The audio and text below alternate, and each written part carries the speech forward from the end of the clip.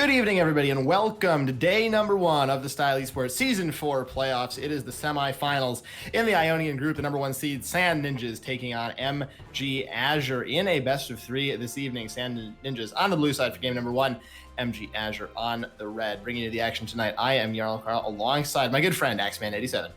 What's up, guys? It's Axeman87, and yeah, playoffs have actually been open to schedule games for the last couple of days, but we didn't have any takers, so I guess this will be the first day.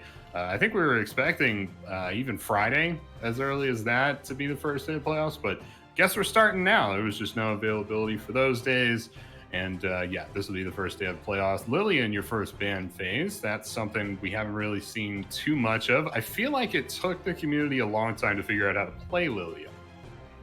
I agree. I still don't know how to play Lilia or really how she works, so I'm glad she's not in this game.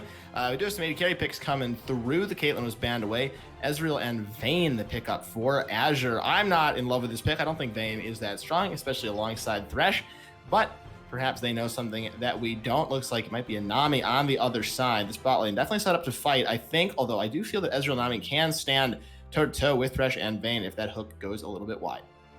Yeah, we haven't seen too much of Nami recently. It was kind of reared its head a little bit earlier in the season. Was a pretty good pick alongside Ashe, but they nerfed some of the things that they changed about her, and now she's just kind of a middle-of-the-road enchanter. But I guess we're seeing here tonight, she's not like a bad champion or anything. There are just a lot of enchanters that work very well with Ezreal. Yumi would come to mind, you know, initially as being pretty good with Ezreal, and Lulu as well. But yeah, Nami's going to be the pick here tonight. Yone coming up for Sand Ninjas. There are no banned champions in the Style Esports League right now anyway. So Yone and Lilia are both definitely up, and we're seeing both of them in the draft here. I don't necessarily think that they're like OP. Yone's pretty good. Lilia is definitely good in the right hands, but I think these have been some pretty good releases as far as champion releases go. I think Yone is quite strong. I think Yone is better than Lilia is. I have seen a lot of Yone's pop off. Now, whether that's because the champion is broken or because people don't have a clue what he does is a little bit still up for debate. So I don't think he's wildly overpowered, but I do think he is a strong pick right now. I do like to see that come through for the Sand Ninjas. We'll see if, you know, they are comfortable on it, if they have enough games with the practice in there. Azure decide to answer back in the top lane with a Renekton and then ban out Camille and Mordekaiser. So a little bit of a switch draft here. Sand Ninjas banning out the mid laners, Azure banning out those tops. Absolutely, and this will be our last ban, is Azure taken away from MG Azure. And yeah, I guess we're looking for our last picks of the draft here. It'll be R4 coming up in just a couple seconds, and Sand Ninjas will finish their team out before the final counter pick from MG Azure here in just a little bit. And I'm excited for that one. We see the Renekton with the Volibear kicker. I guess that means MG Azure are looking for a mid laner. We've seen these champions kind of shuffle around a little bit, but I don't think we're looking for a Renekton funnel jungle in the Style Esports League.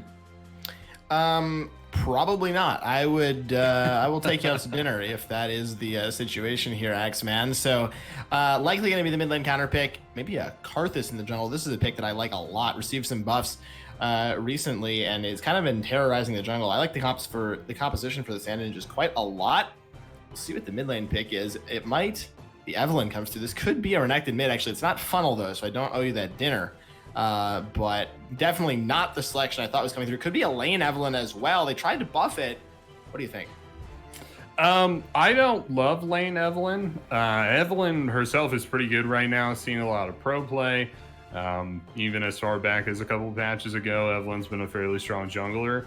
I don't think she's a good mid laner, but maybe I'm just missing something there. It hasn't been out for too long, the changes, so maybe it is a pick that is possible. With Volibear and Renekton, I feel like there's a little bit more wiggle room as well, because these are both solo lane capable champions that aren't necessarily useless in the jungle either. So I think the team comp works kind of well, but we'll see how they execute on it. Of course, that being the most important thing. Execution does matter quite a lot, it must be said. Evelyn, I don't really think lane Evelyn has become a thing. They tried with the buffs in the last patch, Riot did. I don't think it was really enough to push her back into prominence in that position, especially not in the top lane, where she kind of saw some play a while back and then fell out of favor back in towards that jungle position after the rework. I think the Shen in the top lane makes a lot of sense. We'll see what he's up against. It is going to be the Volibear. in the top lane. I think Shen will do just fine. We've seen a lot of Shens 1v1ing most top laners in the meta right now. The buffs to his shield may have been a little bit too good. That plus grasp, Shen can put out a lot of punishment. Yeah, part of that, and I won't go too deep into it because I can talk about Shen top for ages, is that a lot of the champions that are really strong in the top lane right now are strong because Bork is strong. And Shen, like you mentioned, the shield blocks auto attacks, so that's what keeps him strong. He's always going to be relevant in competitive play as well with the ultimate, and that really is what Sand Ninjas are going for with this comp, is kind of that global pressure system, right? You have the jungler on Karthus, just global pressure from the ultimate. Same deal with Shen, and even Ezreal as well, providing a little bit of global pressure. But it's a fairly good team comp. It's a very flat team comp. You have to execute this one way, and it's not going to be a mystery to MG Azure what you're trying to accomplish here. So definitely easier to pull off, but not so much. You really have to trick the enemy in a real big way for this to work.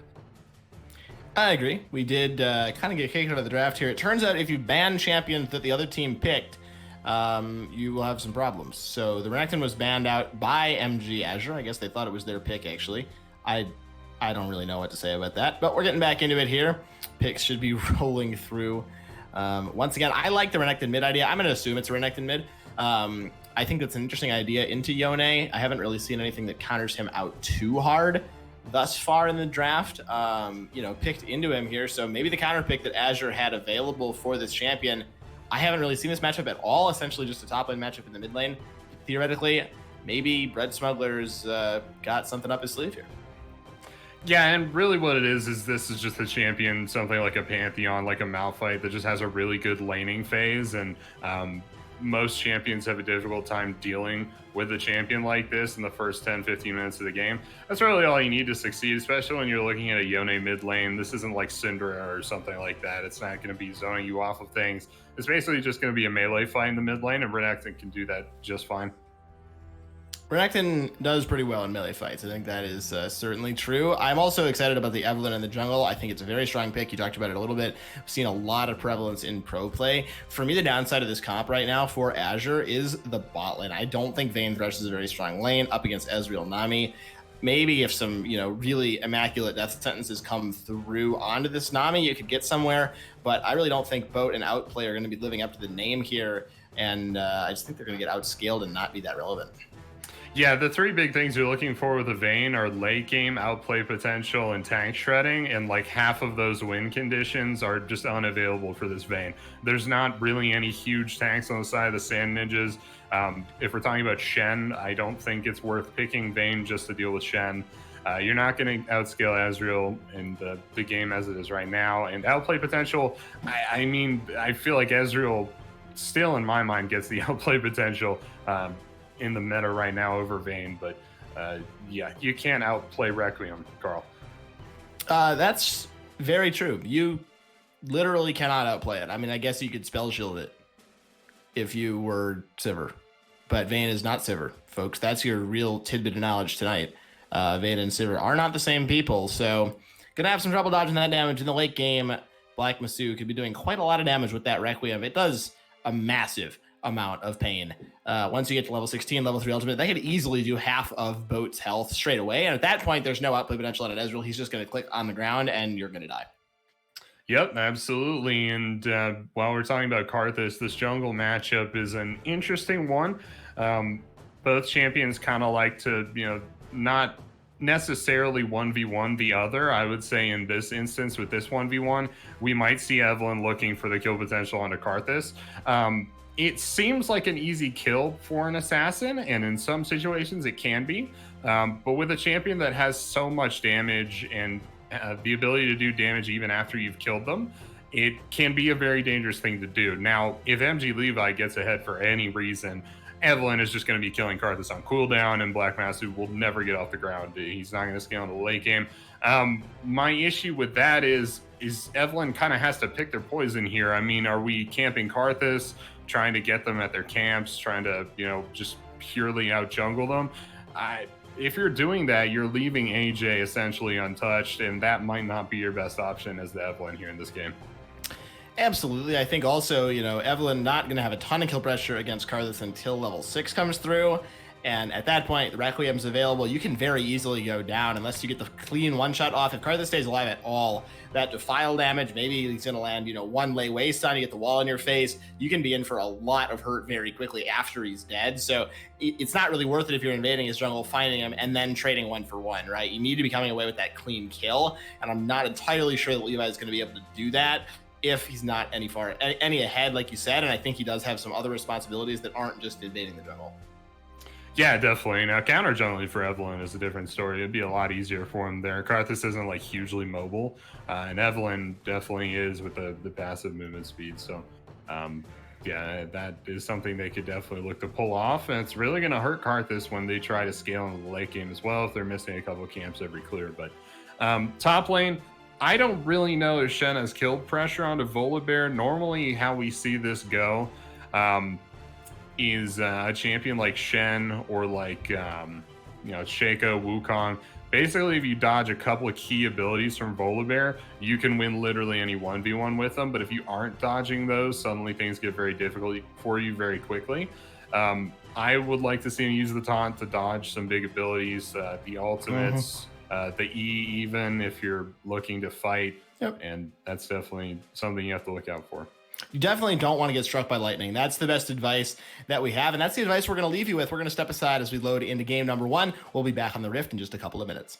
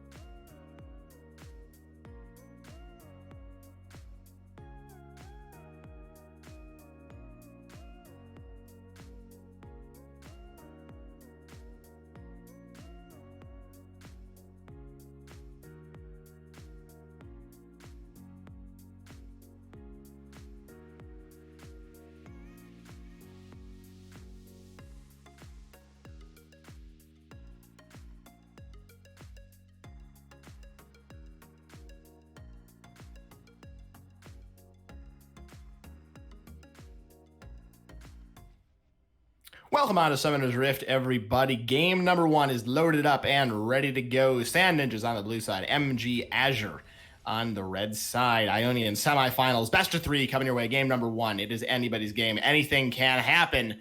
I am very excited for this ride. I myself am Jarl Carl, joined by the illustrious Axeman87. What's up, guys? Axeman87. Yep, we have the Sand Ninjas. We got MG Azure. And it will be the 5-point here from the Sand Ninjas and a little counter invade here from Azure on the bot side. This would be very deadly to an invading party, but I don't think Sand Ninjas were ever even considering it. I mean, they got Karthus, not like super great in the early game. I mean, you might get a kill, but you would definitely go 1-for-1 with the Karthus, and that is not worth it. I mean, it's super sketchy. So,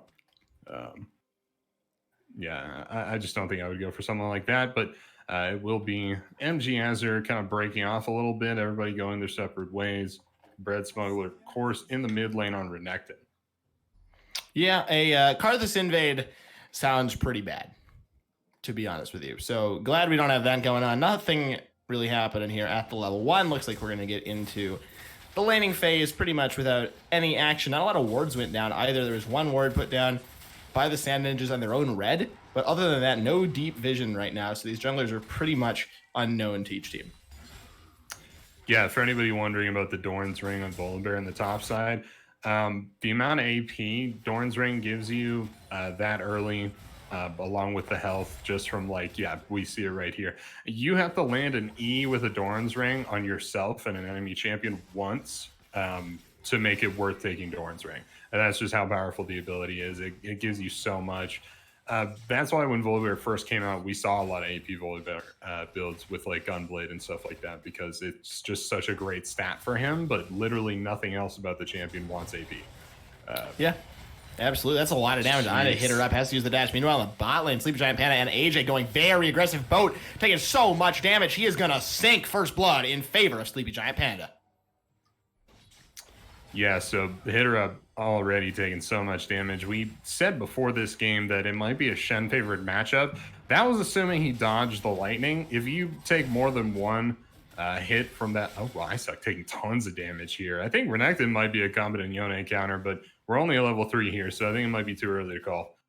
I agree. It's been 1 minute. So, turret, also a great Renekton counter, as we see Bread Smuggler taking a turret shot. And then I hope they could be going in here. AJ could be in a bit of trouble. Nice arcane shift. If that hook landed, I dare say that would have been another kill going over. Also something kind of interesting. All those combat summoners are down in the bot lane, but everybody still has flash. So there's 4 flashes and no heals, no ignites. On that bot side, I imagine this is just going to be the tier recall coming through. Actually doesn't have enough money for it. I don't like this recall by AJ. I think you do want to stay in the lane for now until you can get that tier. You're not any weaker than the Vayne. Sure, you've lost a little bit of health, but you have that Nami as well. I think they're giving up a lot here, losing a decent amount of XP. Yeah, I'm not really sure if Bo knew there was a matching skin in that skin line, but you know, definitely losing points in my mind for not also taking FPX Vayne. But maybe he just doesn't own it. I mean, well, that would lose you more points in my mind, but we got Levi coming back into the jungle. He's 1 camp behind the Karthus. Not a great start, but he has taken the reset. Karthus is not. Karthus is staying out. It's got a pretty healthy clear. Does a lot of damage to things that don't move around too much. Ooh, this is gonna be close. It was not actually that close. At the end, Red Smuggler coming out on top, ignites and flashes down, but I suck getting the worst of that end. Yeah, and this, I mean, we talk about like the Yasuo 10 death power spike. Kind of similar for Yone. I mean, you got your passive is that you just get double crit chance. Until you get a crit item, things go fairly bad for this champion. Unless you have some kind of, you know, engage potential onto a squishy target, and Renekton ain't it, Carl. Renekton ain't it. So this will be very one-sided until there's some crit items in Yone's inventory. Yeah, gonna have to wait a little bit longer for that one. Top lane, XI, and hit her up. Just kind of chilling right now, taking some damage from that lightning again. Don't want to get hit by lightning, folks. This is not complex stuff. But Anyway, Lightning in the top lane. Bot lane, Boat and Outplay pushing in. The tier was gained by AJ. I do like that. So they're in a pretty good place. They don't really want to be fighting a lot, but they can throw in some poke if they're able to do so. I think AJ should be playing a little bit farther back right now. Just collect this wave under the tower. Yeah, and it's a great situation that the top side from MG Azure has put enemy solo laners in. If you're Shen, if you're Yone, what you want to be doing is standing as far away from your minions as possible, because that's where, oh, here we go. Hook on we are seeing that engage come through. Outplay, trying to live up to the name. Ignite is taking one more tick, could be out the flash, and the Q from AJ. He's got the attack speed. Charged up from that passive. If he lands the Qs, I dare say he wins. He's just got to stand and fight the flash from Boat. Might not going to be enough. If the Q lands, Mystic shot the double kill. AJ sinking the boat once again. Yeah, a couple duelists going at it. No supports. That's what we like to see. But at the end of the day, AJ picks up the win on that trade, and that was just fantastic, folks. No boots on this Ezreal. Tier 2 boots on the Vayne. That was an insane outplay there by the Ezreal. And this is what we were talking about with the Vayne. I mean, you got to be some kind of Vayne player to outplay an Ezreal. It's just got so much more damage than the Vayne at all stages of the game, even with no items. I mean, he had a tier. So not too much going on for him there. But Nami looking for the gank here onto Renekton. But back to my point, both the solo laners here for Sand Ninjas, they want to be standing as far away from their waves as possible, because that's where Renekton wants to slice and dice through the wave to get at you, and where Volibear wants to drop his lightning to hit you and the wave. Well, that sets up a great scenario for Evelynn, right? You're separated from your wave, so you can walk up and charm you just with no trouble, right? There's no minion block for her, nothing like that. So this is a very good setup. I like this as far as the Evelynn gank potential on solo laners goes. We haven't seen it yet, but I imagine now that Levi's level 6, we'll probably start to see these Evelynn ganks. Yeah, we might see something, right now. He's just kind of watching that Scuttle Crab go down. Slice nice in the mid lane, a lot of damage on the Eye-Suck. Gets a nice shield for himself, able to go into the Wraith realm for a little while, get some damage. That's actually the ultimate. Fate Sealed was used. That didn't quite have the impact I was expecting it to. Not a lot found there. Gets himself out of that one. Gank in the bot lane. Levi coming into this one. AJ standing and fighting against Bo, but he is going to get hooked up and just likely get one shot on this one. The heal not going to be enough to keep him alive. Goes back in. Oh, what a great trade by him there, Boat. Very disrespectful. Sleepy Giant Panda. What a great as well. Levi should be able to get himself out of this situation. Tell a lie about that one. The flash and the last caress from Levi picking up the kill. Meanwhile, in the mid lane, Eye-Suck went down once again to that crocodile. The bread smuggler coming up huge. Yeah, you mentioned the combo from Yone not looking too good. He just doesn't have a crit item. That's what it comes down to. That's like crit for Yasuo and Yone is so much of their damage. If you don't have it, then it's, it's a huge balancing point for the champion, right? And if you don't have it, it's real bad. Masu got to get himself out of this one. Standing on his back. They are doing so. Xi, though, likely going to be okay. Shadow Dash not quite going to land. Black Masu giving this one up. There's a ward there. He got to clear it. Doesn't walk into the bush, walking himself away with nothing to show for it. Yeah, and to be honest, I feel like if they chase that Volibear. We got a bush. Okay. We got a bait. He's going over the Okay. Nothing to be done. Black Masu going down. Yikes. Yeah, a little greedy there from the Karthus. I mean, Renekton is missing. Can't see him in lane. You have the enemy Evelynn. I think you just take the reset on that one. But even if they chase Xi a little bit further up there, I feel like Volibear can turn it on them. And Karthus is almost dead. Shen Volibear has not been a good matchup so far this game. So that definitely could have been a possibility there, but they don't chase him a little bit. And Karthus dies anyway to some good Renekton positioning. Eye-Suck in trouble in the mid lane. Ignite onto him. No way out. The bread smuggler. Once again, just pop it off, honestly. 37 CS Yone. This is not the early game Yone I am used to seeing. Yeah, I don't really think... I'm pretty sure that ship has sailed. I mean, the first couple levels you might have the bread smuggler. Yeah, he's just going to kill Black Masu on cooldown now. Black Masu trying to get himself away. The flash and the Q just for a little bit more disrespect. The bread smuggler could be getting flanked right now. Yone's on the way. Nami's on the way. Ezreal's on the way. Hitter Up's on the way. It's a whole team effort. Hitter Up not actually on the way. And very anticlimactic. That's a blast going out. He's just fine. It's almost like catching a crocodile that's gone rampant in a suburban neighborhood, dutching into the river. far away from town. Just kind of like, we don't want to fight this, man. Just catch and release somewhere else. And they're going to dump Renekton back to their side of the jungle. And he is going to take the reset here. 5-0 on the Crocodile. Got so many long swords. He's going to turn some of them into a Tiamat. And yeah, this mid lane is definitely over, if not the whole game won here, Carl. It's just a massive Renekton. Yes, not looking good right now for the Sand Ninjas. I think it is fair to say. The number 1 seed, too, being very much pressured here. Shine the top lane, doing quite a lot of damage, though. XI could be in all sorts of trouble. Couple of attacks coming through. Requiem is down. Levi, meanwhile, is in the bot lane. Aqua Prism goes a little bit wide. No tidal wave available yet. XI did get out. He's recalling, though. Isaac is here. Could be trying to get himself back into the game. Fate sealed, and it is just that. XI going down. Yeah, that's well played there. It's a good pick off from Isaac. Yeah, kind of a greedy back location, I think, for XI. I'm not actually sure how that trade happened in the top side. I guess Interrupt just finally found their footing there in the top lane, but Directed Cam was not showing us that. So a little under a minute until the Ocean Dragon. Should be an Infernal or a Cloud Soul this game. Black Masu looking for the Rift Herald as the Dragon comes up. Reset in the bot lane for Azure is going to have them back in lane in time for the Dragon. It will, indeed, but no Blade of the Ruined King available. Manamune already for AJ. Meanwhile, we're seeing a dive come through. Isaac going to go back to his spectral form. Interesting little outplay there for himself. That Thresh in the mid, not finding a whole lot. Looks like this Herald going to go barely in favor of Black Masu. Smites it away. He should be able to get it, but Levi is here. Last Caress could be too much damage. One more auto attack should be enough. It doesn't even. He did hit her up here. Can he land the Shadow Dash? Decides not to go for it. 1 kill picked up for the MG jungler.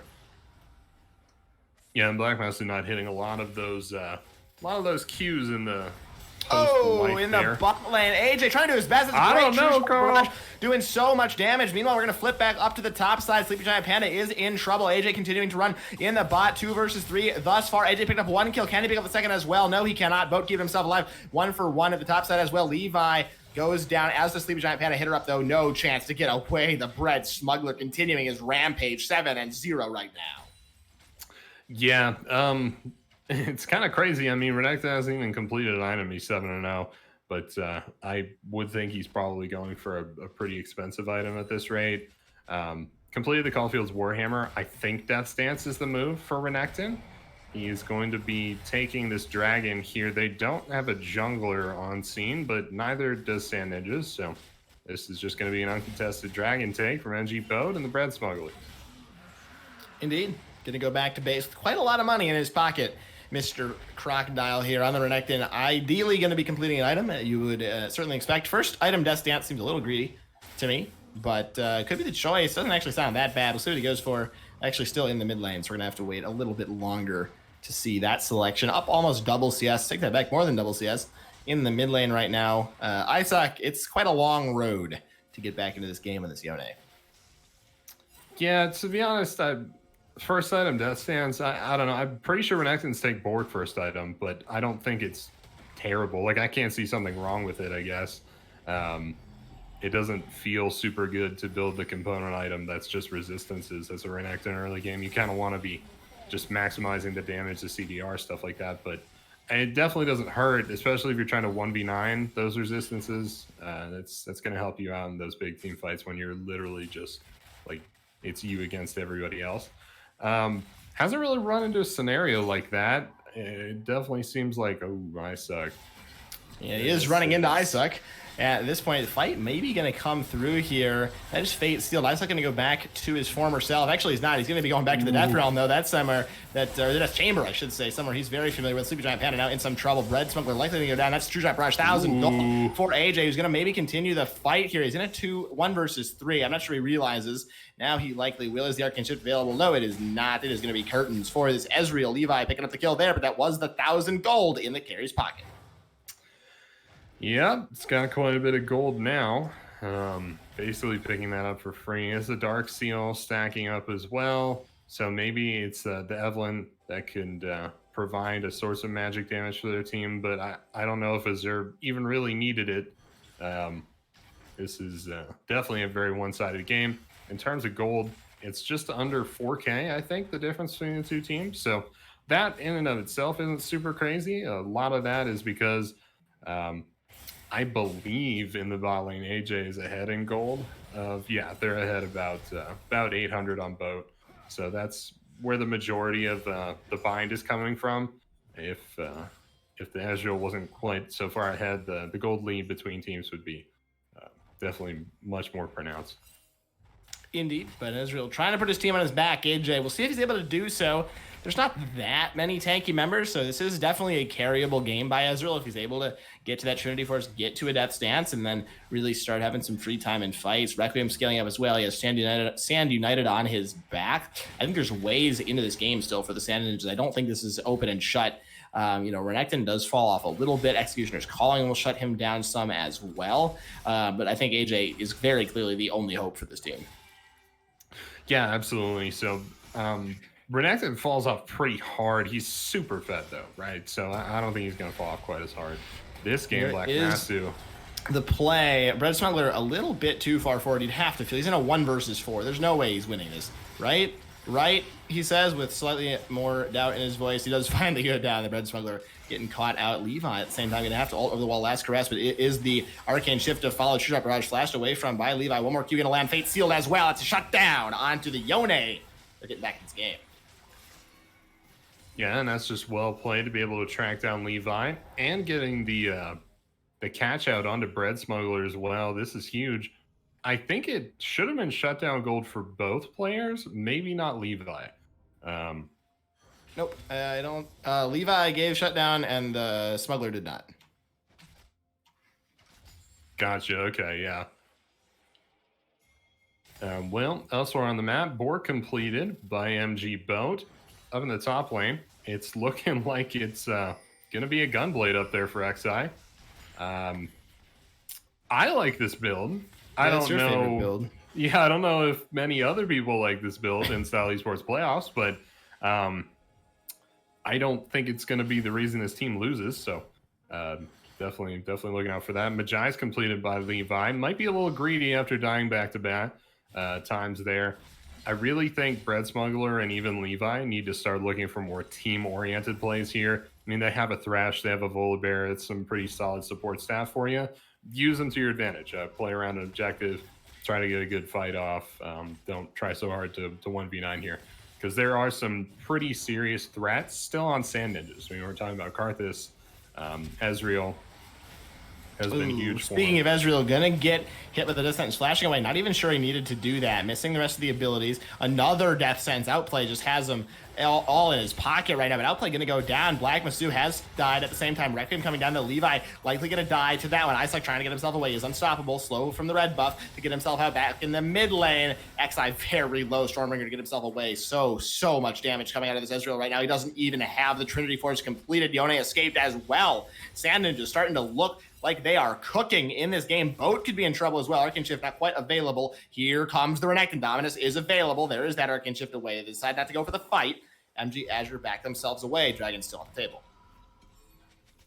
Yeah, so the way you play this Gunblade build for Volibear is very much the wait, go type deal. You want to hang back, just drop ease on them from a distance until they get low enough to the point where you could just all in them and take them down without too much trouble. You can't really all in at the start of a fight when everyone has full health bars. That's, I suck. It's a valiant effort. Yeah, but he just didn't even get effort. to go back to his former self. So that's a little bit unlucky there. I think the call, I think it was a good idea. He just didn't quite get out in time.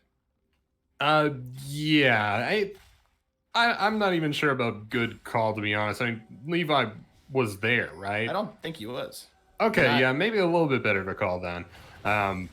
My assumption was that Karthus barely survived. This fight may continue though. AJ quite strong. Trinity Force is online, but he's in a 2 versus 4. Sleepy Giant Panda just kind of dies where they stand way too far forward in that one. Herald started up now by MG Azure. Yeah, so strange build from AJ. You took the Man Immune, went directly into Triforce. I feel like normally you would he go stole for... it. Goes for the steal. The Herald picked up. I don't know if they're going to be able to get it, but they did deny it. I don't really know how you pick that up right now. They're just going to kind of stand on it from the side of MG Azure. But the little bit more of the damage-oriented build, you either see Man Immune into the Iceborne Gauntlet or Manamune into the Trinity Force. I like this build here. There is a little bit of AD threat from the Renekton, but he is the clear carry. I think this is the very standard Ezreal build. I think it makes a lot of sense here. Gotcha. So it is going to be. It's a little strange. It's almost like Bread Smuggler just isn't buying. We can take a look at the inventory. He's staying out for a pretty long time. He's got 2,400 gold in hand right now. Not sure if he's gonna. Yeah, looking for a Black Cleaver here. Okay. I don't know, Carl. For me, it's Bork or nothing. If you deal damage with auto attacks, you have to build Bork right now.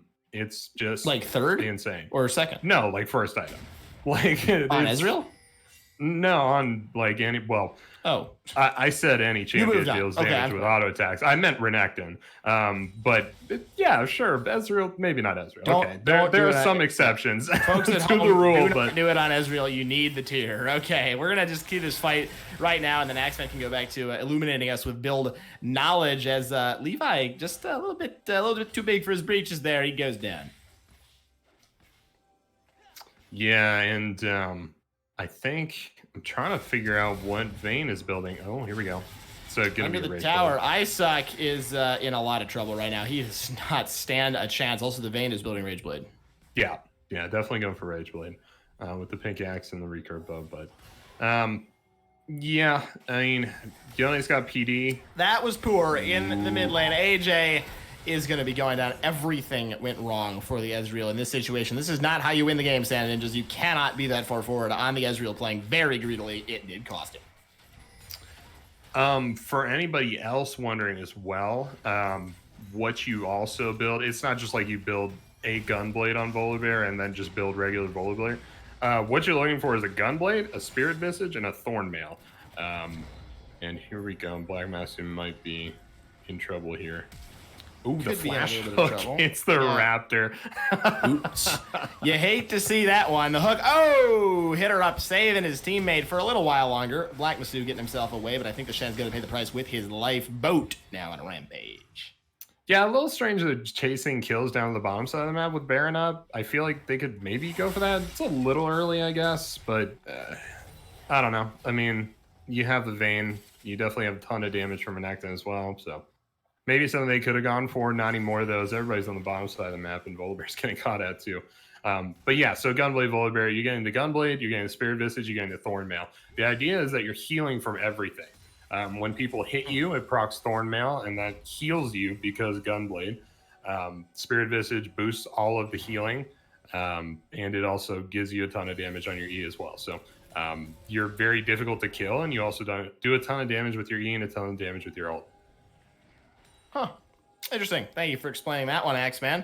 I know it's one of your pet builds, I guess we could say, right now on the Volibear. AJ, in the meantime, looking to get that Death Stance third. Very likely to be the selection for him. He needs to be the carry for his team. He's the only member on his team doing any damage at this point. Yone is working on it, but it's going to be a little while for that one. Going to need the Infinity Edge, quite a lot of money away from this. Going to have to use the Fate Seal just to get out of this situation. Red Smuggler is still very, very strong.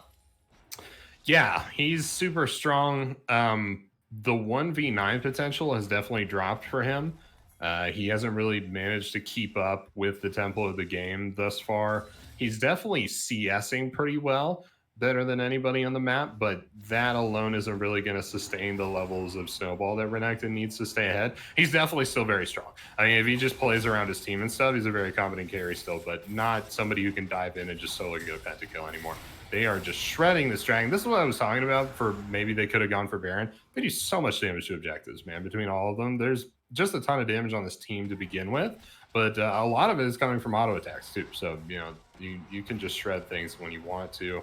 And that is definitely an obstacle standing in the Sand Ninja's way, is that they drop a fight, even like a little skirmish where they lose one or two members, and they're losing objectives, towers, all sorts of things, because MG Azure just takes it all so fast. Indeed, I think the Baron will be quite swift for Azure in this game. They will take some damage to it, though. They don't really have a true tank to tank it up. Requiem plus True Shot Barrage across that could be a little bit scary for them, so I don't think they want to rush this Baron. They're very content, I would imagine, with their dragons right now. They just need one more for that Infernal Soul, which will help the Renekton even more with that damage. At some point, the Sand Ninjas do need to pick a hill to die on. I think it's around this dragon. You can't give away that soul. Ideally, AJ will have his next item completed before them, but it could be a bit of a long shot. Only 600 gold in the inventory right now. Absolutely. XI waits in the bot lane for the wave to show up. Isaac is here to meet them, and it will be the Baron started up here by MG Azure. XI backs off looking for the teleport. Actually going to just reset back to base. Much easier to teleport from base than it is from a random side lane. Yeah, the information was here. The pings went down, but how do you contest? I don't think it's they do. It's so fast. Yeah, I don't think it even has as much to do with the speed. It's just you can't walk into that ever. There's so much vision control. I think you just pick a fight around this Infernal Dragon. It's the sole point. Sleepy Giant Panda could be in so much trouble, though the wall goes down. That's the last caress immediately from Levi to get away. I think you just take 3 more minutes of scaling, and then you got to take a fight. Yep, that is pretty much how this is going to go. You have tools to be able to win those that fight, but execution just has to be spot on, and MG Azure have to make some mistakes as well. That's definitely not impossible, but it is going to be uphill for the Sand Ninjas. I would like to see Hitterup start to tank up a little bit more. They haven't exactly been just like stacking on the damage or anything, but I'm almost saying like I need more gold on Shen, and I understand it's been difficult for Shen to get gold, so I'm kind of preaching the choir here because he's probably saying, yeah, Shen, I definitely need gold. That's what I need, but it's just going to be huge for his team. I mean, he's probably one of the only tanks in this game who has more of a supporting role, and that was something that was going in his team's favor, but it just never came online. So that's something that's going to help him out a lot if he can manage to come online, is maybe completing an actual tank item, your Sunfire Capes and the like. But yeah, he is a long way out from doing anything like that. But Brad Smuggler might be cut out here. I think he's probably fine. Maybe Flash Taunt from Shan. We'll see. A lot of members on the way here. AJ as well, going very far, but there's just nothing to be done. He just walks himself away. XI in the bot lane could be in some trouble with Suck. Looking at him funny, but nothing going to come of that. Pushing the mid right now in favor of MG Azure with that Baron buff on for another minute. So they have a little bit more time to go in for this one. Isaac trying to go for a bit of a play, taking a lot of damage, though. He's going to have to go back. I don't know what is happening with that one. Fate Sealed comes through. He gets back, but he took a lot of damage. Gave a lot in return as well, but he is definitely losing out on that trade. Yeah, Isaac ate a single Bullberry for like a third of his health. This is Giant Panda is going to go down. Yeah, just not in the right position again, chasing far too far forward. Sleepy Giant Panda has not looked good in this game. Certainly not the game that they would have been looking for on the Nami, getting picked off time and time again. This top lane, essentially a draw, but a losing draw right now for Hitterup. There, not a lot that can be done to stop this Renekton over time, especially with that Baron. 25 seconds more. These siege minions doing a lot of work on this tower. They are going to be taking that one down in short order. 15 more seconds of Baron, but this tower will fall before the timer is up. Yeah, turret going to go down there, and no more turrets outside the base. For the Sand Ninjas, Bread Smuggler, even just continuing to stay in top lane, as there's no one there who can stop him. He's going to leave now with 3 siege minions pushing down there. And those don't even really need the Baron in power to push by themselves. They're going to get cleared by Black Massey, though, as the dragon is spawning here in about 15 seconds. Levi in the area. And Sleepy Giant Panda's dead again. Yep, just absolutely deleted. So much damage on MG Azure. And really been largely unpunished for not having a huge front line. I mean, they have Renekton, they have Volibear, but with the builds that those champions are going, they're not exactly frontliners. Just kind of like dive bruisers more than anything else. Flash over the wall. Can the steal come through? No, it will not. Black Masu goes down. That's the soul. That should be the game. I also want to mention I love the build from Boat, going for that dead man's third on Vayne. I think this is a genius pickup. Very, very smart by the AD carry. Yeah, and everyone always yells at me and tells me I'm wrong when I say this, but Dead Man's is an on-hit item. It has an on-hit effect. That is what on-hit means. And don't at me. That doesn't mean it's an on-hit item, but okay. That is what it means. Don't at me on Twitter. Anyway, moving on. Anyway, this works perfectly for Vayne. A couple other ranged auto attackers as well, and carries like Dead Man's right now. It is just, I mean, the passive movement speed is good, right? Running up on somebody and one-shotting them with extra damage is good too. It gives you a lot of things that you need as a carry and as a definitely outplay potential too, right? And that's right up Vane's alley. So yeah, this is a great item for him. Yeah, I mean it's not standard, of course. Very game specific. Don't just be randomly building tank on 80 carries at home. But in this situation, it makes a ton of sense. He's facing mostly physical damage threat. He's really far ahead already, so he doesn't need extra damage until his fourth item, which should be just fine for him. And AJ is the main member that he needs to be surviving in this game right now. Black Masu could be in some trouble.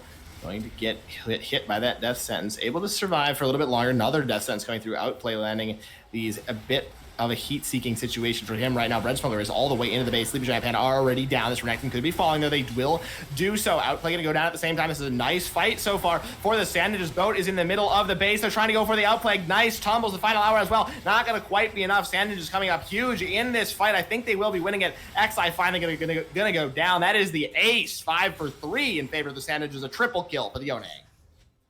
Yeah, and Yone is coming online, man. This is a scaling champion. Scales so hard once you get all these crit items online. Really one of those champions who's looking for a 3-item power spike and then just can absolutely hard carry there. We're kind of starting to see the first echoes of that. He's got 2.5 items. I definitely don't think you could have pulled that off without Black Masu there, without AJ, but he is definitely starting to get real big now. Yeah, PD and IE are just huge for this champion, and they are starting to look at something that's going to give them a little bit more sustain in these fights, and that will be when Yone will really come online here. He's still fairly far behind. I mean, if we're talking about CS numbers, kill numbers, stuff like that, he's about 2,000 gold behind, or even 2,600 gold behind Renekton. He's still behind Vayne, so, you know, not quite there yet, but definitely approaching that place fairly soon. And I mean, the thing about Yone is he just does not have a very big health bar, and there's so much damage on this comp. Oh, AJ gonna be going down. Last caress finding the kill. Very unlucky there. You got to be with your team, sir. Or something. I'm not really sure what he was doing. Maybe clearing camps, I guess. But I can respect trying to scale, but you know, at least he's already scaled. You got to just be with your team. At some point, you got to call in and be like, hey, we should go do something with the scaling. But this is going to be another Baron coming down. No ultimate steal this time as AJ is in the Death Realm. This will go uncontested to Levi with the smite. Yeah, MG Azure just have to do it at this point. There's nothing left but to do it. We've seen them lose a couple fights now, so I don't know if they can. I think they probably can, but they're definitely approaching a point where they cannot.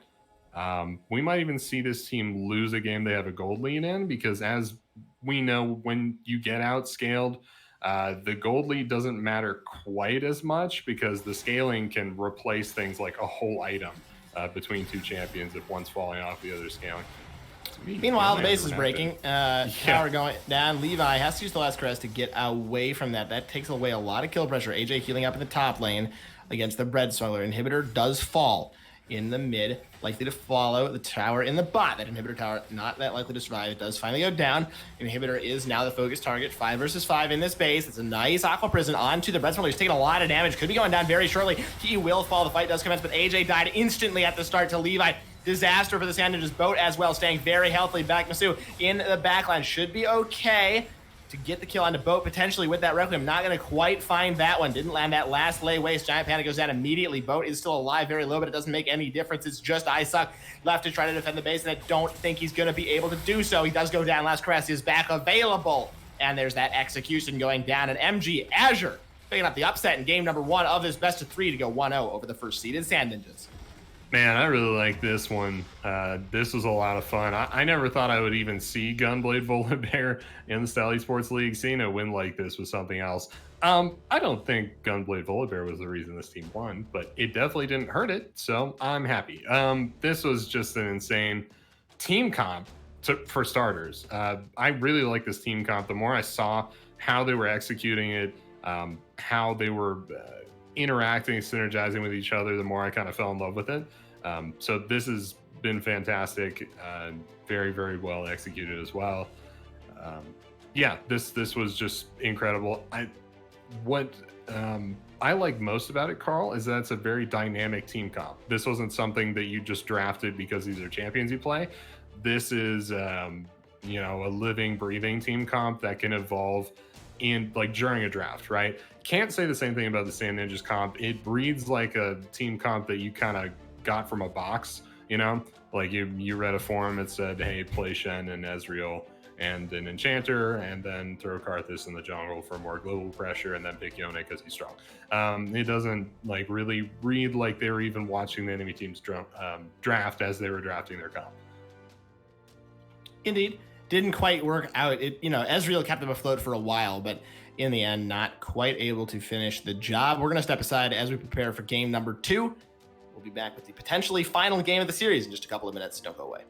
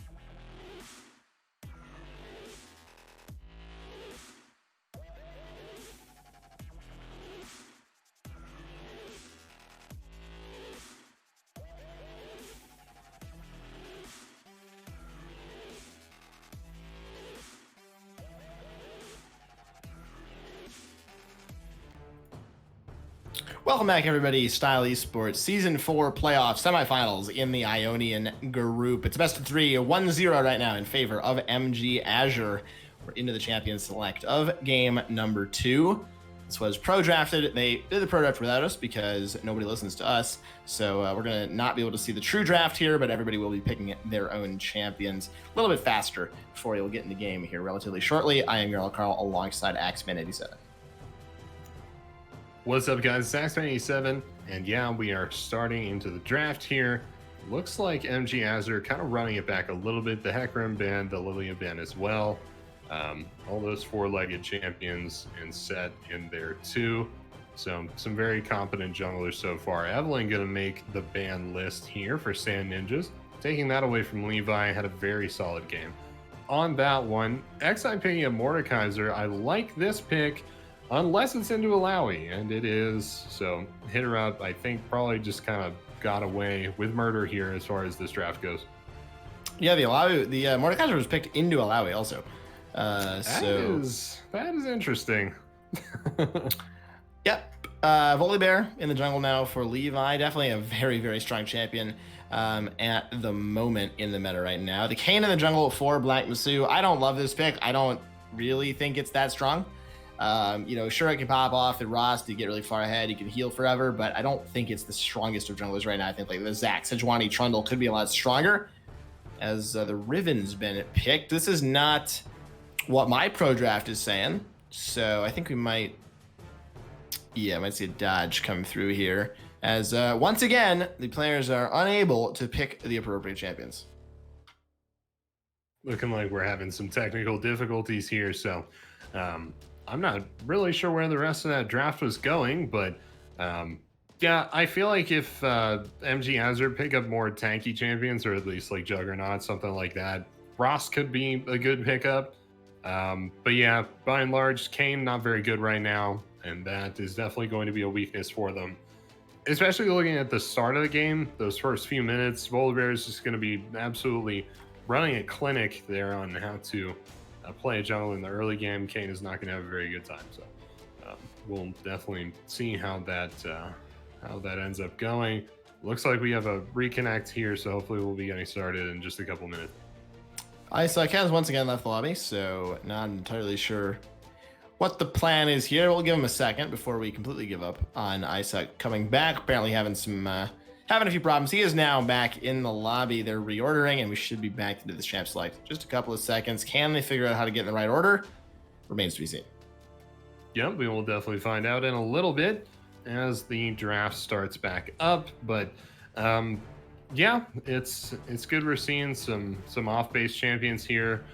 I'm not really sure why the Mordekaiser pick came out. Especially after the Alawi pick. That is wild to me. I mean, I feel like if you blind pick Alawi, you get hard punished for it, but I guess not. You're just going to kind of play into their hands a little bit here. Do you know how the bot lanes went, Carl? I do. Would you like me to share with you? I can confirm. Yeah. It is once again Vayne Thresh for Azure. Gotcha. Up against Jhin Morgana for the Sand Ninjas. Jhin Morgana. So that's that's the situation we got down there. Yeah, that's an interesting one. I don't think Jhin and Morgana are too bad together. I think I'm partial to champions like Xerath and Swain with Jhin, but those aren't necessarily the best supports. I can see why you would go with a Morgana, especially into Thresh. That makes sense, but Black Masu getting his hovering Karthus. Okay, gonna pick Kayn. Pretty sure he's got Kayn here, but Isa going for Galio. I thought maybe they would actually go for Riven, but that would be something else for sure. Brent Smuggler picking up Lucian here, and nobody has canceled the draft, so I guess that's locked in. That is the real pick, yes. Gotcha. So yeah, this isn't terrible. I don't know if the Brent Smuggler just doesn't play like traditional mid laners, but I'm fine with it. I'm always having fun, but I'm just surprised as anybody else nonetheless when stuff like Lucian this mid's happens. good. Yeah, it's good. It's just normally it's people like me saying it's good.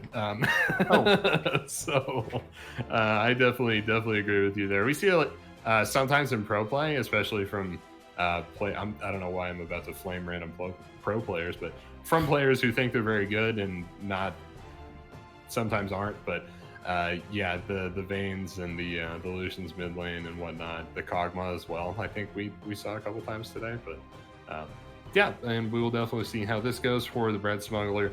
Oh, unless it's Vayne mid, I don't think it is, but it could be. I like Vayne mid a lot more, but I don't think that's the pick here. Lucian a better solo laner. I think Vayne and solo lanes are also quite strong. Presuming it is that that Vayne in the bot lane worked out last game in the end. I didn't think it really worked out that well in lane. But Vayne does very well against Jhin. This is a very good matchup for this Vayne threat. I think they will do better than they did last game against the Nami and the Ezreal for Giant Panda and AJ. But we'll have to wait and see. I think the Vayne well set up to carry once again. Yeah, so it's already locked in. We're past the 20-second mark here. I feel like because you don't have to pro draft the order or anything, they could have still switched around. You could have taken Vayne top, Mordekaiser mid, Lucian bot, which would have been Vayne does terribly against Lewy. It feels so bad. I mean, hey, I feel like it'd be better than Mordekaiser, but I don't know. This should just be not a good top lane at all. If Lewy plays this well, but hey, we'll definitely. Why do you think Mordekaiser is so doomed against Lewy? For me, so there is the kind of outplay potential where you ult Lewy away from her tentacles. That's kind of a meme. I mean, if you can make it happen, cool. But Lewy just dumpsters, everybody with even a little bit of a health bar going. Just kind of like cuts them right down. So it's almost like it's everything Mordekaiser wants to do, but on lower cooldowns or with higher base damage numbers. So. Yeah, I mean, Lewy just hard wins this. Okay, we'll have to wait and see. Maybe X's got he's got some knowledge you don't there, X-Man, or perhaps Hitter Up is just gonna beat down Mordekaiser with some tentacles. That could be pretty exciting. I like this Lucian matchup, especially against Galio. I don't think Lucian mid's always great, but I think against Galio, there's not a lot of ways that the Red Smuggler can get engaged on. He has the dash, Relentless Pursuit to get away from the engage from Galio, unlikely to get taunted up, and if he gets taunted, he wants to auto tech anyway. So. Not a huge problem, I'm not imagining, especially Kayn. His ganks aren't great before he has form. I think the Red Smuggler should be able to get to his Blade of the Ruined King before he's getting completely dumpstered in this mid lane. I think relatively well positioned. The only thing I worry about for this team is the lack of front line. Yeah, absolutely. So that wasn't necessarily an issue in game one. It was just kind of something that would have been nice for them to have a little bit, but both sides actually going for a very damage-heavy playstyle anyway. Not necessarily a comp. I mean, I wouldn't call like Volibear a squishy champion or anything like that, but if you're going to build a Gunblade on him, then, he starts kind of leaning that way, right? We'll see how Levi builds Volibear versus Xi, especially in the jungle, but yeah, it's a little bit more difficult to build Gunblade in the jungle if you're going to be putting that early gold towards a jungle item. So I definitely am expecting a tankier Volibear build here with the Cinderhulk rolling into, another health item anywhere between Deadman's and Warmog, somewhere in there. And yeah, that should be what we're seeing here in just a couple minutes. For sure. The Gunblade in the jungle doesn't sound like great, so I'm imagining we're just going to go a little bit more tanky style. Yeah. But we'll have to wait and see on the Rift. We're going to load onto the Fields of Justice here. We'll be back in just a couple of minutes.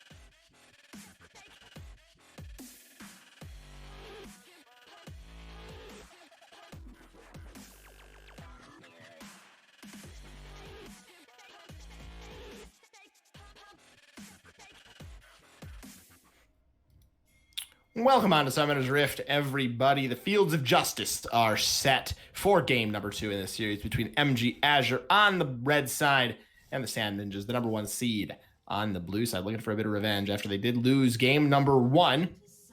Looks like we're going to see this little bush situation once again, not socially distanced, but they do think it might work out if there is a bit of an invade. Jarl Carl alongside X-Men87 on the call. Yeah, and it's going to be a strange little 5-point from the Sand Ninjas. They did this in game 1 as well. It's kind of just like almost like an aggressive 5-point. They're looking for vision. Sleepy Giant Panda's going to walk over ward here. And they are going to be safe, but only just. That was closer than they realized for sure. Going to be the invade from the Kane and also from Hitter up on the top side, just getting that ward set up there. Now that's not going to see anything. I'm pretty sure it's going to drop before Volibear gets there, but I guess we like the commitment to vision nonetheless. Yeah, vision, very important. You know, get a little bit more than we saw last game. There wasn't any tracking in game number 1, so increasing the vision by a little bit, I don't think ever hurt anybody. Yeah, definitely. I don't even think this is going to see XI if they walk past this area. Yeah, it's not even going to see them. So, yeah, weird ward placement, but, you know, drop the ward, so better than not dropping a ward, I guess. True. Renekton only here in the mid lane on the Lucian. It's going to be up against Galio. I feel like this is a good matchup for the Lucian, but, you know, I'm agree. Willing to believe otherwise. I don't know if you had any insight on that, but I have a lot of insight on that one. I think Lucian's very good against Galio. I think he's gonna do just fine. I talked about this a little bit in Champ Select. I think it's a very strong situation. I don't think he'll be under that much pressure until Kane has form, which should be Blade of the Rune King already. I would suspect for this Lucian, I think he's in a pretty good spot to get pretty far ahead in this game. Yeah, definitely. Top laners hit level 2 at the same time here. Hitter up should have taken W there. That's going to give him a lot more pressure in this lane. Xi's got to stay away from these tentacles now. And here they come. Yeah, we saw a huge amount of fighting in the bot lane. Summoners blowing across the board. XI also getting themselves away. And very low health bars across the board. Dark Binding is a little bit wide. But in the bot lane, we saw First Blood go over in favor of AJ, actually in favor of Sleepy Giant Panda last game, almost finding it again on the outplay. Summoner advantage now for the Sand Ninjas side. Yeah, and if I'm not sure, the camera probably didn't catch the trade in top lane, but Alawi essentially just destroyed XI. XI got away with like 10 health or something like that, but now the level advantage for Alawi, and it's Levi looking for Black Master, gonna find him here. In the jungle, gonna be just fine. Nothing coming of it right now. Nobody takes any damage whatsoever in that situation. They're kind of looking at each other. Right now, this bot lane's Sleepy Giant Panda under the tower. Getting a little bit of damage down. Black Masu could be in some trouble. Gonna get stunned up. Dodge the lightning, though. Renekton only on his way. Has the cool new skin as well. AJ in the bot lane getting hooked under the tower. He's got a Black Shield to stay alive. Condemned. Taken by that Black Shield as well in the top lane. XI doing very well against Hitter Up. Takes the tentacle to the face, though. That trade evens itself out. Yeah, the issue being you just can't go near the tentacles, because especially the tentacle placement here is very deadly, because you walk even close to one of them. Hitter Up is likely going to be toast here. Lightning is down. One more auto attack. First Blood in favor of Levi. Whew. Yeah, a lot of damage coming out of that Volibear there this early in the game. But, oh, the tentacles are still hitting them. They're fine. Yeah, I think they stopped now, but, oh, man, this is so close here for the Alawi there on the top side. Down the bot side, we've seen a lot of action thus far, but still even on the CS numbers so far. Jungle's starting to look a little one-sided, favoring the Volibear. I don't think this is really surprising anybody, but maybe if you thought Kane was better than they were right now, you might be surprised. Lucian just hard out farming Isuck right now. That makes sense. It's a ranged champion, so nothing too surprising just yet. Indeed. Sorry about that, everybody. Yeah, not a whole lot of surprise that Lucian is going to be ahead in this lane. Galio just can't ever really trade on him, right? He has the dash to get away from the engage from Galio. Even if you taunt him up, he wants to be auto-attacking you anyway, right? So we might see that in action right now, actually, as the jungler's on the scene. Black Masu is here, but there's the dash away. He's taking a lot of damage, actually. Renekton only thinking about going back in. Isaac has disconnected. That's kind of unfortunate. Right during that play. He's back. We got through that already. But kind of a wild ride right now in the mid lane. Recton only doing very well. Yep, doing super good right now. I don't know if this is by design for MG, but 3 of them have PTA, and I don't think that stacks, Carl. Maybe it does, but I don't think it would. I don't think so. I don't actually know. It seems strange to me if it would stack. I feel like that would be kind of broken. So it probably doesn't stack. I don't think this is intentional. I think this might have just been because these are the best builds for these champions, and maybe I'm not sure how big an impact this is going to have on the game. Maybe a little bit bigger, but it's definitely not something we see every day. So, yeah, not what you see every day. It's a lot of press the attacks. They're really pressing their advantage. You know, they're saying, press my luck. That's a great show. Trying to go for that one throughout the day. I think, you know, Halo Blades is better on Vayne. I would almost say definitively. Than the press the attack, especially against a ranged support. Melee supports you can go press the attack against to trade with. But against the range support, it makes virtually no sense to me. He went this last game as well. I'm just not really sold on it right now. Levi also is up 2 levels on Black Masu, who is trying to go for the fight. So not too sure about this one. He might get over the blast. I don't know what interaction. I'm just seeing Stormbringer get himself away. Running himself indirect and only, who gets taunted up. He does have the calling available if he's able to buy a little bit of space. That does a lot of damage. Got buffed, remember, has flash as well. Ignite available, not going to do a whole lot for him. Everybody going to extricate himself from that situation, but it was close. Yeah, pretty close there, and a lot of cooldowns used. Oh, call actually on Ice. He can go back in. He has Ignite. Oh, you got to get away from the Justice Punch, sir. He could be going down. Does he have the dash available? No, he does not. I suck. Picking up the kill there, coming back from the lag. Yep, outplay, looking for something, doesn't find it. Dragon has spawned on Summoner's Rift. No jungler really in a position to be able to take that, as Black Master is currently dying to red buff. You hate to see it. Oh, he did have smite. Okay, yeah, I think he dies there if he doesn't have smite, but junglers generally do so. Doing just fine so far. Things starting to really come up. Alawi up in the top side with a 10 CS lead. Still hasn't managed to find the solo kill, but that all might be changing right now.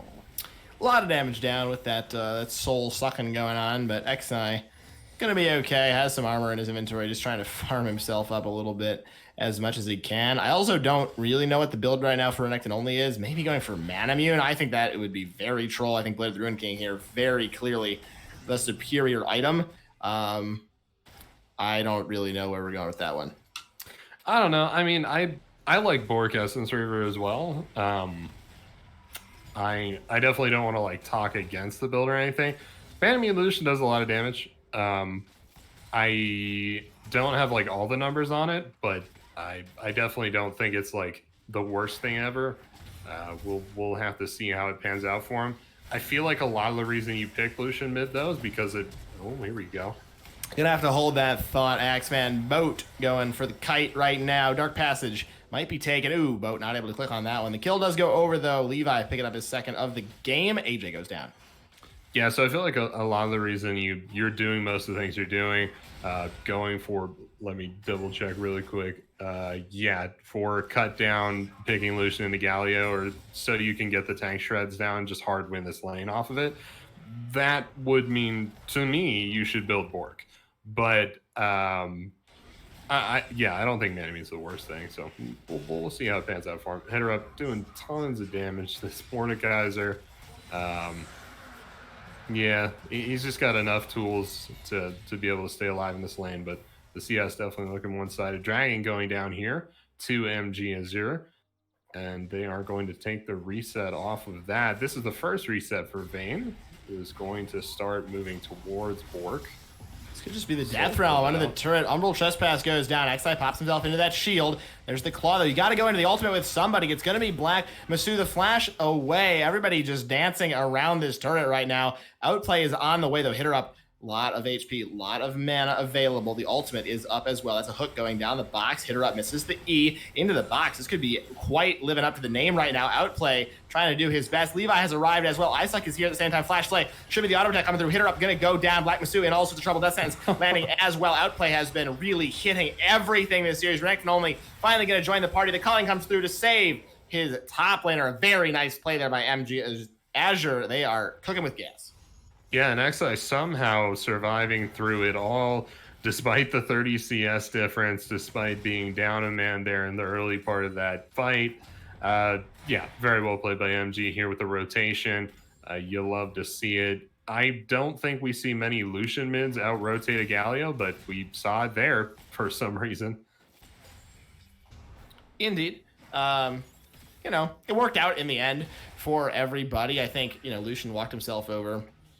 Everything is well that ends well there for Azure. Just not really the turret dive that you can go for if you're up against this Mordekaiser. You just can't. He has ultimate, right? You're never really gonna get that kill. It's so long to wait it out. I think eventually we're also, as AJ is just getting killed by Boat and outplayed down in the bot lane. But I don't think that's a dive you can be going for. It just takes so long. I think they do kill him eventually in the 2 versus 1 if they just wait out the death realm. Then they go back in for the dive. They finally pick up the kill. But it was enough time for Levi, for outplay, and for Renekton only to walk themselves over that it just, I don't know. I don't love that play there by Sanders. I feel like they just got too committed to it and they didn't want to give it up. So here's something to point out here for you, Carl. I don't know why, but Black Master is a Tiamat. We saw this several patches ago where Kane would build a Tiamat, go blue Kane, and just tried to hard clear the jungle over and over to get a really big power spike in the early to mid game. But blue Kane doesn't work anymore. That was several patches ago, like I mentioned. It's since been nerfed in the ground, and he also just doesn't fit very well. So I really hope we don't see blue Kane, but it's starting to look that way. Yeah, so I think that's where we're going, X-Man. Yeah, I hate it. I hate it so much, but I guess they do have 2 ADCs, so that's something that's going to be helping them a little bit, but he's vastly behind. I mean, Volgar's 301, has 85 CS, so this is just no good, no matter which way you look at it. Renekton only, also not in a great place. He is dead. All right, gonna get the kill there on Lucian. Hit her up. Should kill XI here? One more auto each way. XI beautifully. No way. Hit her up, not quite having the damage. All right, so I don't know. I really don't know how Hit her up is losing these fights, but yeah, that's insane. Just barely didn't have the damage.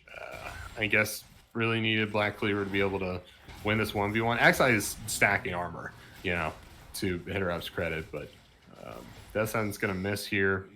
Lantern comes out, but it's really outplayed the need of the Lantern. Straight into the Dark Binding. Doesn't really matter. Yeah. Boat also got quite confused, I think, on where he was going with the target selection there. He kind of hit 2 autos on somebody, condemned the other person, and then went back to the other individual. So no Silver Bolts procs in that fight, but it doesn't really matter. Everything works out. Yeah, everything works out. Rift Herald dropped randomly in the jungle as it comes off of cooldown. You hate to forget about Rift Herald, but it does happen to the best of us. I don't know how random that was, actually. Well, it was going on cooldown. Or it was coming, this is probably the correct usage of it, yeah. So whether it was definitely one of the better scenarios. It did work out. We're going to see the fight here, X-Men. We're moving on from the Rift Herald. That is the ultimate in from Levi. AJ trying to get himself out. The culling, though, ripping onto him. He has to flash himself away. Oh, Levi had to follow. The commitment there is just huge. That sentence goes a little bit wide past the ear of Sleepy Giant Panda, who goes into the stopwatch nonetheless, trying to get away from him. That one, AJ finds himself in the death chamber once again. Yeah, and that turret actually stayed up against all odds. I didn't think it would, but I guess I miscalculated. I thought it took 2.5 plates down, but I guess not. Dragging up here, this should go uncontested. 2 MG. They pretty much have this side of the map locked down. Black Master looking for a steal. He's 2 levels down. I think. Yeah, yeah, he is Blue Kane. Jesus, we're going to talk about that. But Levi's got 2 levels up on him, so his smite is just much bigger than Kane, so there's no opportunity for a steal here. And yeah, it is going to go down to MG. Just looking at unmatched objective control against the Blue Kane. So in my mind, Carl, Black Master needs to kill like 5 carries in the next 3 minutes to make this worth it. I don't think that's going to be happening, X-Man. That's very exactly what I'm saying. Yeah. Yeah. I do want to talk about builds just for a little while. I don't like the build from Renekton, only in the mid lane. I also do not like the build from HA. I think going Storm Razor first on Jhin is definitely better than going Infinity Edge to my mind. I think that is just a much stronger item. I also don't like the Mana Immune on Illusion. I think it's a little bit too slow. Don't have the more protected by that already. Hit her up in all sorts of trouble. Not Yikes. a prayer in the world to survive that one. Alawi going down.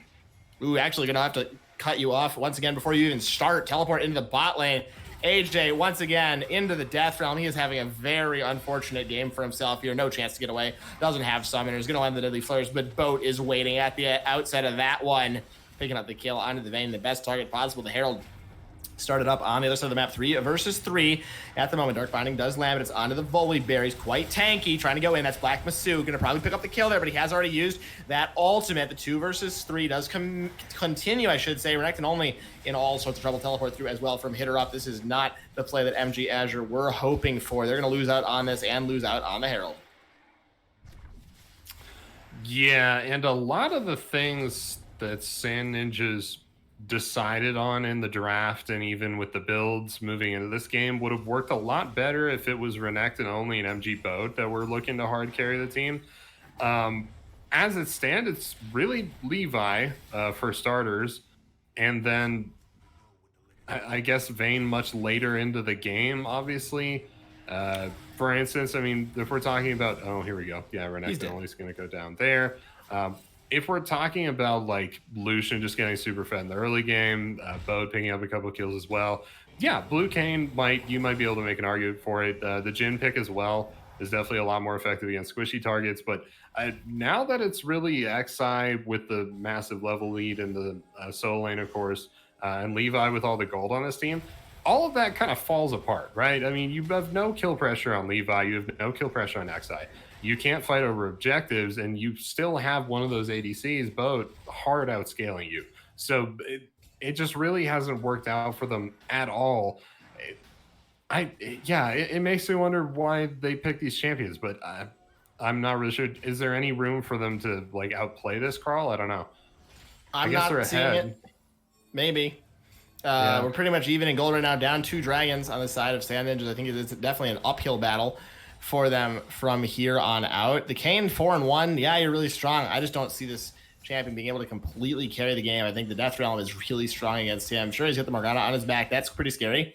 But he also might just kind of die instantly to this Vayne. So I think there's a lot of ways that this Kayn pick can go wrong. Outplay could be in some trouble here. Soul Shackles is down on him. Going to get stunned up, hit with the Justice Punch as well. Levi arriving on the scene. Thresh likely going to die before anything else can happen here. 2 versus 4. If they decide to continue the fight, very smartly, they do decide to back off. But another kill lost for MG Azure. They're starting to fall apart. Yeah, so this is something Sand Ninjas could definitely look for. I mentioned that their comp doesn't work very well. If Mordekaiser and Volibear are super ahead or carrying their team, if Mordekaiser's up in a side lane and Volibear isn't there yet and you take a skirmish, this comp works great. I mean, you are absolutely assassinating people. Like, watch Renekton only right now.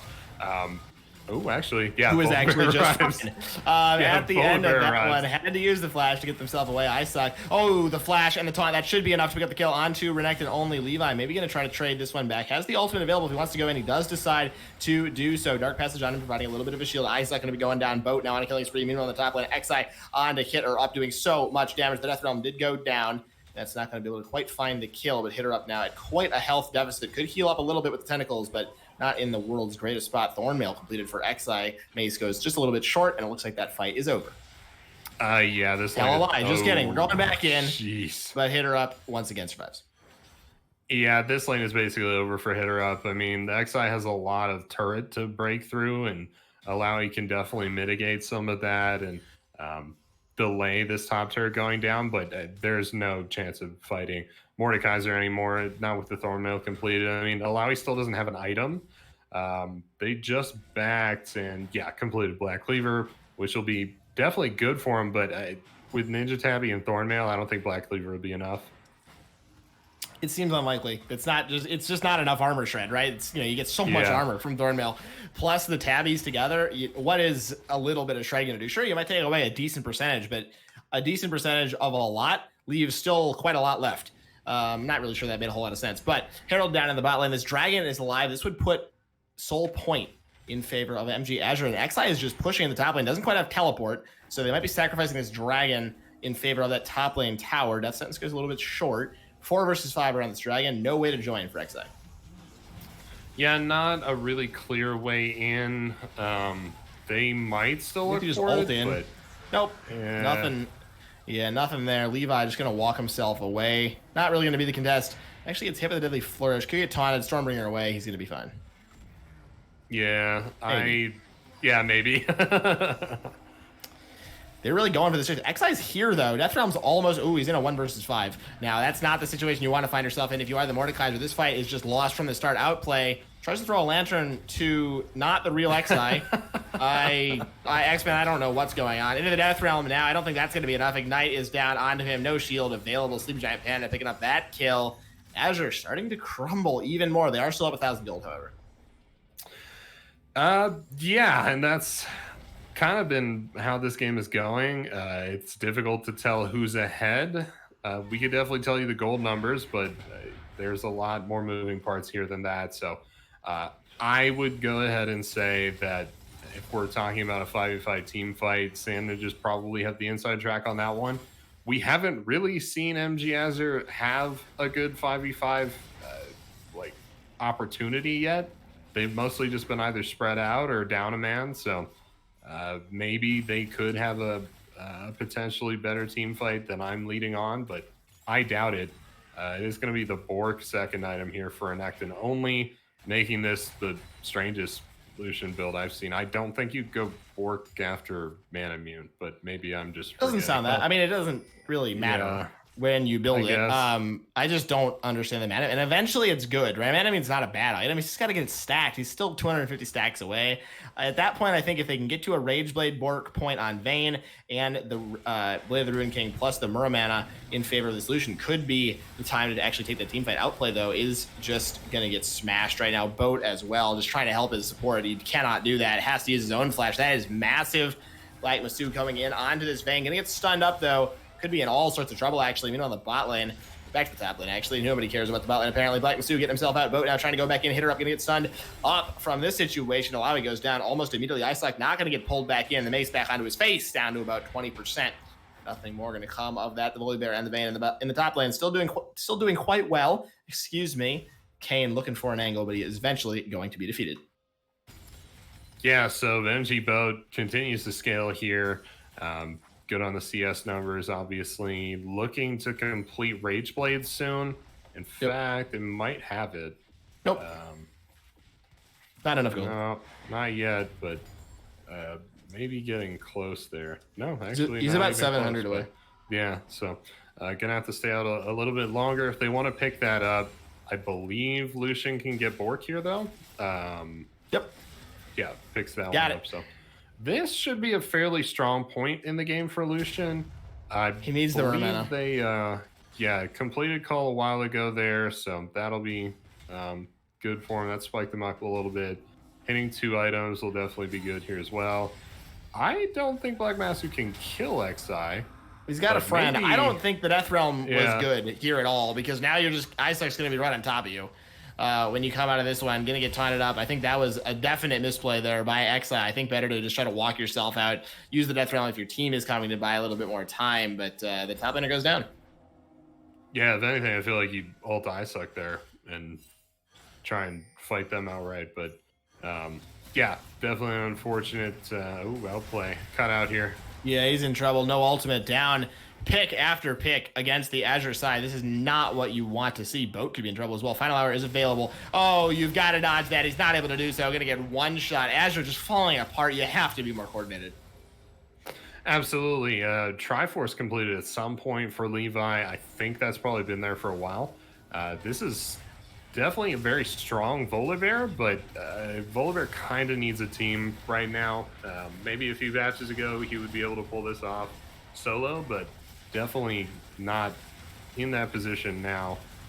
They're looking to try. Play. Yeah, going for the Baron here. To say the least, he's gonna get taunted up. I don't think he's gonna get one shot though. He has access to the pit with the ultimate. He goes in, not able to secure the kill. That would have been a miraculous steal, but he does pick up 2 kills for his trouble. This could be the fight now as well for MG Azure. The disengage coming through from the Sand Ninjas. Xi very quick. He's coming in with the claw. Not gonna be able to quite find it. That's Baron for the Sand Ninjas. Yeah, so a good look here. from Sand Ninjas to pick up this Baron. It was pretty greedy. They end up losing 2 members in the process, but they still have the buff on 3 members, so I'm going to go ahead and call that worth. But they do kind of by proxy give away soul point here to MG, so you're definitely... maybe they won't. Maybe they won't take it. I don't know why they wouldn't, but they're that was like very weird. We saw Black Masu in between Xi and the Dragon.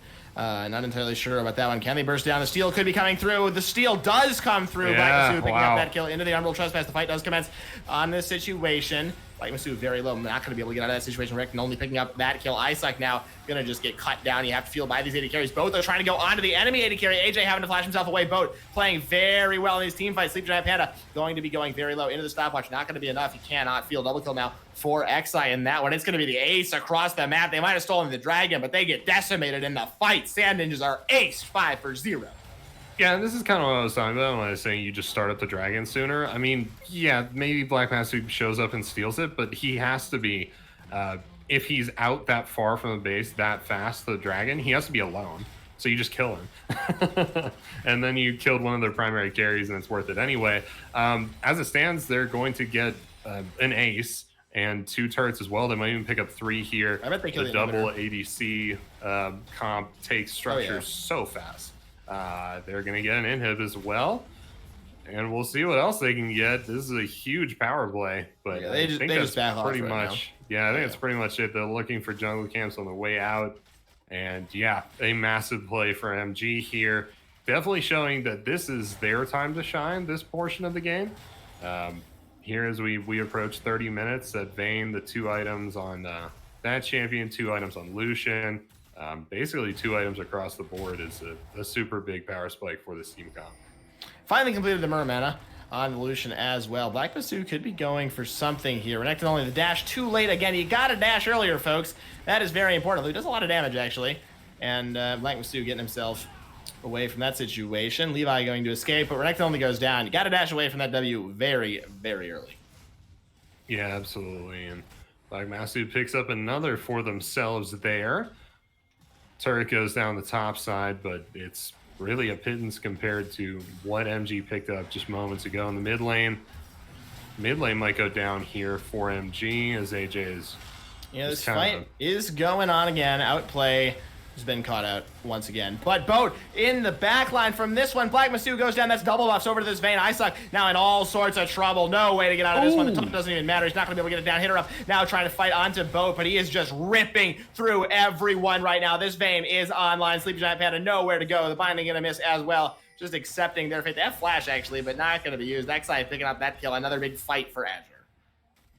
Yeah, and I think you probably feed that kill to the Vayne there, but you know, no harm, no foul. Xi picks up another kill for themselves there. And yeah, Vayne's starting to look huge. Picked up a Zeal. So I guess itemizing a little bit differently in this one for whatever reason. I guess they're just kind of squishier targets on the enemy team this go around or something, but... I don't actually know. I think the Deadman's would still be strong here. I mean, obviously Deadman's is not a standard 3rd item on Vayne, but when you are the primary carry, like he is in this game, I think that maybe would make sense. GA is fine. I mean, going Phantom Dancer, which is obviously the item here, is fine. I don't think it's bad. It still provides that shield anti-burst from Black Masu. I think he just wants some armor, though, because he is a lethality carry, right? And so I think I would like to see either a full tank item 4th or the Guardian Angel, because right there he takes half his health. He's going to take the Umbral Trespass as well. Might have to use the heal to get away. Yeah, he's barely still alive, although he can heal up off of the enemy carries against Isaac. Azure just losing out in this fight very hard. Nice hook, Boat. Got to go back in for this fight. Gonna get taunted up. Who cares? He's just gonna auto him to death. Actually, maybe he should care. He's taken very, very low quite quickly. Renekton only getting himself out for just a second, but Boat gonna have to heal up with the red buff. He will do so. If this fight, if this chase comes through for too much longer, may end up being full health. That's not going to do anything to Levi. Bit of a slow, but that's going to be all. The shots are missing. Black Masu coming out of the wall. You got to dodge the W. Boat able to get away from it. Stun now onto Black Masu. He doesn't have the ultimate. One more auto is going to be enough. Boat popping off. That's the shutdown. Onto the King. Now going forward is up to half HP. Can he get the damage? No, he can't. Shut down by AJ, who's starting to really hurt on this Jhin. Double kill now against Outplay, but there's minions in the base. That has to be watched as well. Levi does escape. Very, very important that a member is still alive. There could be a teleport potential in the base as well, Axeman. This game is crazy. Yeah, absolutely. 1 second till Xi is up. Could just teleport into the base here. We'll see. Hasn't gone for it yet. I don't think Maybe he's not doesn't going to win the see it. game. He's not going to win the game with it, right? Because the Isuck is back. So at the moment, a little bit past. The Nexus Tower might still go down, actually. Yeah, that's what I'm saying. Yeah, taking very low. No game going to be ended there. The fight, meanwhile, is continuing once again. We're going back in it. We're going the full distance. MG, Renekton only, has arrived on the scene. Hitter up the calling, not quite available. Can some more damage come through for the movement speed for this Lucian? Got to auto to get the dash back, my good sir. A little bit of healing on a hitter up. I think he'll be going down. The calling is available right now. There it is, hitter up. No way to escape from that one. Renekton only picking up that kill. Levi now chasing out a Sleepy Giant Panda. No Black Shield available. No mana in the tank. That's the root going down for the Deadly Flourish. Levi able to survive for now, but this dragon is up. It is the soul point for whoever takes it. Hitter up is down, though. This could be a 5 versus 4 with the inhibitor still down. I don't think this is a contestable dragon for the Sand Ninjas. Yeah, I don't think so. Maybe the steal from Black Master would be the best they can hope for, but they're just going to be zoning him off of it. And tell a lie, actually, he's still here. I think lose the Baron here. If they're not able to, this could be a huge throw by Black Masu. He's going to be going down very likely into the Unbelievable Trespass. I don't see how he gets away from all of these carries. Cut down. That could be the Baron Axe, man. What a massive mistake there by the Kane. Yeah, definitely could be. It looks like MG are just looking for the mid lane play. They would definitely win the 5v4 team fight, so maybe they just try to end off this. I feel like they have a pretty good shot at it. We'll see if they can. They don't have very many minions. Which worries me. I think they might just cycle the inhibitor and go back to the Baron. I don't know why you don't do the Baron here. I think that's very clearly, to my mind, the correct call. And they're falling back now. This looks like a team that doesn't quite know what they want to do. The Baron's still very easily on the table. They're just not really going for it right now. Outplay going to get picked off as well. They're kind of falling apart. They might actually just go over the fight, though. Isuck taking a lot of damage from the Vayne, gets stunned up. Black Shield on a little bit too late. Has to go into the Zanya. AJ as well. The flash forward from Renekton only not going to find anything. Isuck does go down, though. Deadly Flourish finding one root, but Bo3 is just starting to rip through the team, dodging away from the binding. Hitter up, taking so much damage. Stairs Gage, the shield is on. Oh, the Condemn able to survive away from that one. Bo3 has just thrown that fight right down the drain, going way too far forward. Vayne spotting plus 1 million points in full effect. Black Masu trying to go and teleport. At the same time, this could be the game-winning play for the Sand Ninjas. Black Masu double kill straight away over that wall. Renekton only trying to cut himself away. Does the other dash, going to get his soul picked out of him. Hitter up taking so much damage, doing so much damage at the same time. One more auto attack not going to come through. Hitter up does die to the death's dance at the end of it, but it's just Levi able to walk away from this fight, standing as Bo3 loses his mind. Might have lost the team. Might have lost the team the game. You know, deleting outplay there, that's not like crazy to me or anything, but deleting Xi was just insane. I didn't see that coming at all. He has so much armor, right? We've talked about that all game, but Black Master just shredded through all of it, all that lethality coming down. They're working on the Baron now. Levi is in the area, though, so this is kind of a risky one. He's hitting them with ease the whole time. He might just try and kill him. Oh my god, he's hoping to be mixed with the kill. On to Black Masu the Baron. Will it reset? It might not even need to reset. That's a double kill there for the Volley Baron. He might have just saved the game in return. Yeah, and the Baron does reset here as he picks up the double kill onto AJ and Black Masu. Absolutely huge for him there. The Dragon is in 2 minutes 40 seconds. We might not see that Dragon, as the game could end in the next couple minutes here. It's a 4v3 as MG marches into Sand Ninja's base. Favor MG. Yeah, more than a 5 versus 4 because their carries are alive. The Vayne is alive. The Lucian's alive. And so just not having the Kane up is massive. They might try to go for the win on this wave. Lucian's not here. It's a 3v3 in the base. I think they could be in danger of throwing the game here once again. Bo3 doesn't quite have flash available. Hook goes down. Nothing more to follow because of the Black Shield outplay taking so much damage. They have to disengage. Yep, they disengage here as outplay is cursed and it's going to be dodging these tentacles. Should be fine. Black Masu respawns, yeah. Baron is still on the map at this point, so I'm not entirely sure what the plan is. It just occurred to me I was watching the stream full screen instead of the actual game client for the last several minutes, and I didn't even notice until I didn't see the Discord overlay. So that's kind of fun, but once again, another member's been picked off. Xi just going down. They got to stop getting picked if they want to win this game. Yeah, for sure. Teleport channel from Isuck. Could be the fight, but Renekton only's on the side. Vayne's on the side as well. That's the final hour. Popped by Bo3. Can he keep himself alive? Soul has been picked away from him. They're going to have to disengage from this one. Sleepy Giant Panda goes down. Nice dash away from Renekton only. Bo3, a nice condemn, but it's not enough. The taunt does go through. Minions in the mid lane, however, are still a problem, potentially. Levi dropping down a bit of lightning. Lucian can just push in the mid. This game is just wild right now, Axeman. Yeah, so Lucian looking for the push here. The rest of the Sand Ninjas are... I've seen this movie before, Axe. Yeah, either taking the Baron or backing if you're Isaac to try and stop Renekton only. I don't know if he can. Levi looking for the steal here. Doesn't have ult. Yeah. He has no one actually into the pit. So they will get the Baron. Probably. But in the base, Renekton only actually taking a ton of damage. But Ignite goes down. He may win this fight if they can... Oh, okay. Never mind. Yeah, just too much damage there from Isaac.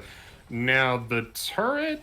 not going to go down either, as there's just not quite enough damage there from the wave, and just too much wave killer from Isaac, doing insane numbers of damage right now with that needlessly large rod and the rest of those AP items as well.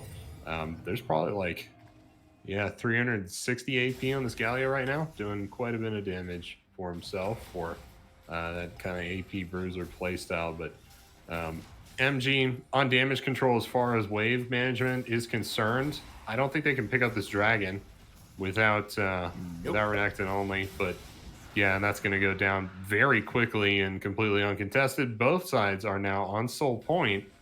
It's a dangerous position for either side to be in, and really I wouldn't be surprised if either side picked up the soul here. That's kind of been back and forth a little bit.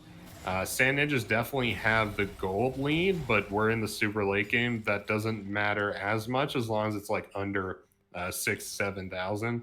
And right now it's just at like 4, I think. So not huge there. It's more about like item spikes and scaling at this point in the game.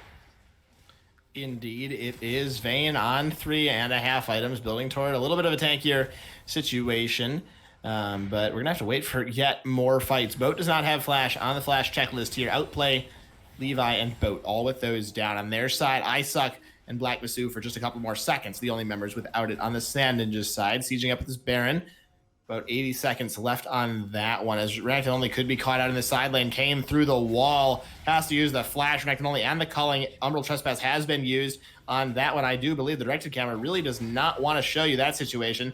But Renekton only does escape, has to use the Flash. Ultimate's traded between him and the Kane, who's now back in the wall, trying to go for that. And W doesn't find the kill, but Outplay has already gone down. Renekton only could be in a bit of trouble as well. The push comes through here for the Sand Ninjas, trying to even up the score right now. Curtain call has been channeled. Renekton only getting himself away. He takes the fourth shot, could go down, does not. I think this push may not be the decisive one. It's only the support that's down. Another inhibitor likely to fall here, though. 2 for 0.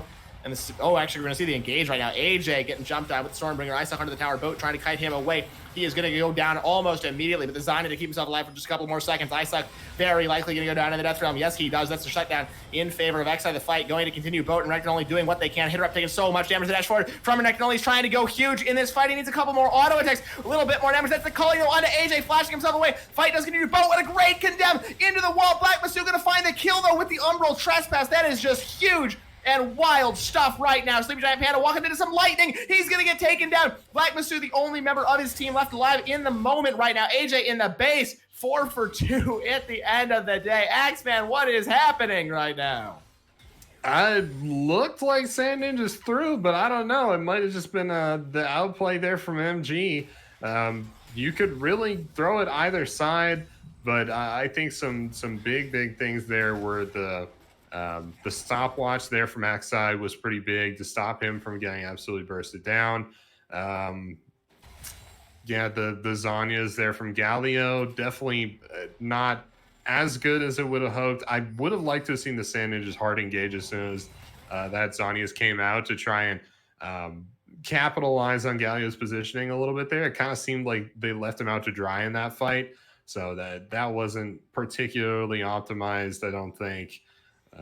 But yeah, just a really good fight for MG on that one, and it's starting to look like most of the upper echelons of the gold holders in this game are starting to hit that full build state. Black Master's full build right now.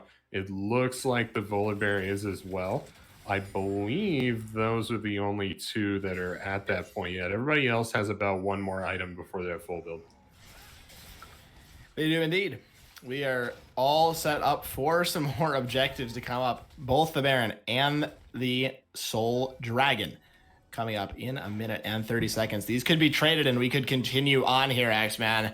There's a lot of ways this game can still end. Definitely a 2-result game right now. Boat with the flashback available. That could be huge in this fight. I really dislike him not having any tank stats right now. He has 1,600 gold in the inventory. He's got to get to that next item very shortly. I really would like to see a lot of armor coming through, and he just hasn't been prioritizing it.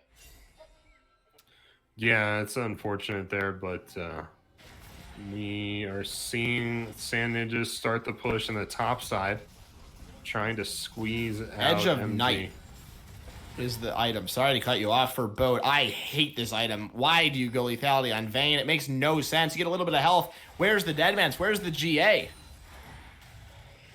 Yeah, I definitely would have liked to have seen GA here. Edge of Night looking, I think, to block an ability from Kane, which could be the difference between life or death for Boat. So, it's just it's so easy to proc it, though. Yeah, that's the thing. Anything else, and if it's down, it's a useless item. You can pop it with Smite too, right? So Black Master, this isn't necessarily a big issue for them. If we're talking about things like Astray, Dark Binding, it could be good as well. But for the most part, I don't really agree with this itemization. But Dragon's coming up. We can see a base race versus the Soul Dragon right now, because Azure is in position to go for the Soul. While I'm going to pan down to this Dragon, see what's going on. They stole the Dragon. That's Dragon Soul in favor of MG Azure, but they got to defend their base. They are losing a 3rd inhibitor. They have to go for the recalls. Your whole team does not need to be here. Hit her up. Going to get knocked into the GA there by Exile. He's doing quite a lot of damage, actually, but likely going to go down. Trading a lot back. Black Masu going to go down. Finally, the carries are back in the base. Reckon only taking a lot of damage. Dodges the deadly first. Boat in the backline. AJ taking so much damage so quickly. Does go down. Sleeper Jam Hannah likely to fall as well into the Zani with the Soul Shackle, but it's not going to be enough. Ice Suck going to fall at the same time from these auto attacks. Zani to buy only a little bit more time. Not going to do anything to win them the game. A quadra kill coming through for Renekton only. They can run down the mid lane, but there's 3 inhibitors down on their own side. Axeman, what is happening? I'm pretty sure MG just won the game, but I'm not like 100%. They have 2 ADCs, so does it go down here? Oh man, I think it goes down here. Not quite. They do keep up their last remaining Nexus turret. The rest of the team is looking to take down Baron, though. And them having 2 ADCs is what's allowing them to do this, have the wave control in the base, and also make a play for an objective at the same time. I don't think any other comp could have pulled this off, to be honest. I mean, maybe a Mage to the big wave clear or something like that, but not too many comps for sure could be clearing double super minions at the same time as they take Baron. Yeah, definitely not. Inhibitors are coming back up, which is the only saving grace right now for this team. They have the Baron buff. They need one more fight, but Boat did use Flash. That could be huge going forward to this next fight. Only the top inhibitor is still down. That's being cleared up by Renekton only right now. Elder Dragon in 4 minutes, Baron in 5 minutes. They have the buff for the next 2.5. Yeah, and I'm pretty sure, the Nexus turret's regen, so they're regenning nice and slow. But given enough time, that'll start to get some more health on it. If you're MG, you're probably hoping that that gets quite a long time to stack up, but it's not. The regen isn't very much. I don't want to get anybody too excited or anything. Elder in just 4 minutes now, as I believe the cooldown is like 6 minutes on Elder, so we're about a third of the way through that, and that will be a pretty big objective when that comes up. But yeah, Soul, I think, is the biggest thing right now. That's a lot of gold worth of stats, right? And they have a gold lead outright anyway, so they're looking really good right now. Yeah, definitely. Most of the damage coming out of Sand Ninjas is physical damage too, and there's a lot of Thorn Mails on this side at the moment, so a lot of armor stacked up, but it's going to be difficult for anybody on the Sand Ninjas to kill Levi and Xi, but there is quite a bit of damage, so we'll see how these fights go. Indeed. I think really what's going on right now is Azure's in a good place, but they're also stuck on their base. And so they keep kind of winning fights and then not being able to do anything with it because they're on damage control from their own base. And thus the game is being prolonged for quite a long time. I would like to see them just get aggressive in the mid lane and try to go for a fight. Somebody got to win a fight that's not in your base. You got the soul right now. It's better than fighting over an Elder Dragon, losing it and just losing the game. I would like to see them try something proactive here. BF sword bot by Boat. I think this might be like an IE, but or GA. I don't really know. Yeah, GA actually would probably be better. Levi could go in. But, Black Masu is separated. They decide not to pull the trigger. MG look a little bit unsure right now. Definitely. BF sword in Maybe the inventory not. for... Holy Wow, damage. Yeah. Renekton, uses the flash either way. That's a huge loss for this team. The fight may continue, though. That's the hook. Black Masu looking for Boat. Xi on the other side. His own little Banshee has been procced. We're into the Death Realm right now. That's the engage. This could be the game-ending fight right now. Black Masu in the middle of the team. Boat, can he stay safe? He is on the backline, ripping it through members, but his team is just getting ripped apart. It's just Boat and Renekton only left alive, but they might be able to carry this 2 versus 4. This is a wild fight. Isoc gonna go down. Renekton only shooting the creeps. That's not the situation I would have gone for. Is gonna finally go down. Boat, can he go for the carry on his team? No, he can't. Gonna get shut down. X-Men, that's the end of the game. We have finally reached the end. It is the Sand Ninjas pushing us to a game number 3 in this semifinal. They'll be taking on the Nexus very shortly. MG Azure just fall apart. Yeah, and I guess the Blue Cane doing better than I thought it would, but I guess I'll leave it up to the viewer at home if that's why the Sand Ninjas won or not. But yeah, he definitely did a lot of damage and got a lot of kills on the enemy carries, and that, at the end of the day, is all an assassin needs to do. So, well played by Black Master on that one. Yeah, very well played. At the end of the day, I should say, as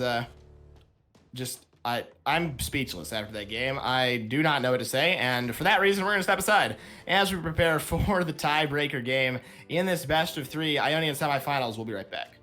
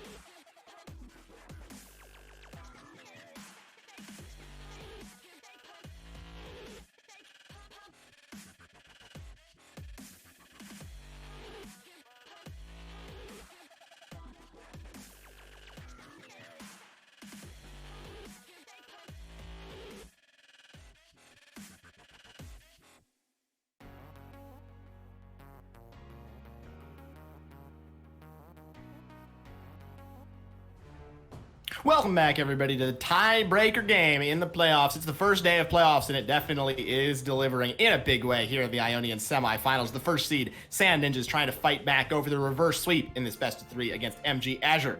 Came very close to victory many times in game number 2, but in the end decided they would rather keep us up all night with this game number 3. Jarl Carl alongside Axeman at 87 for the call. We are into the champion select.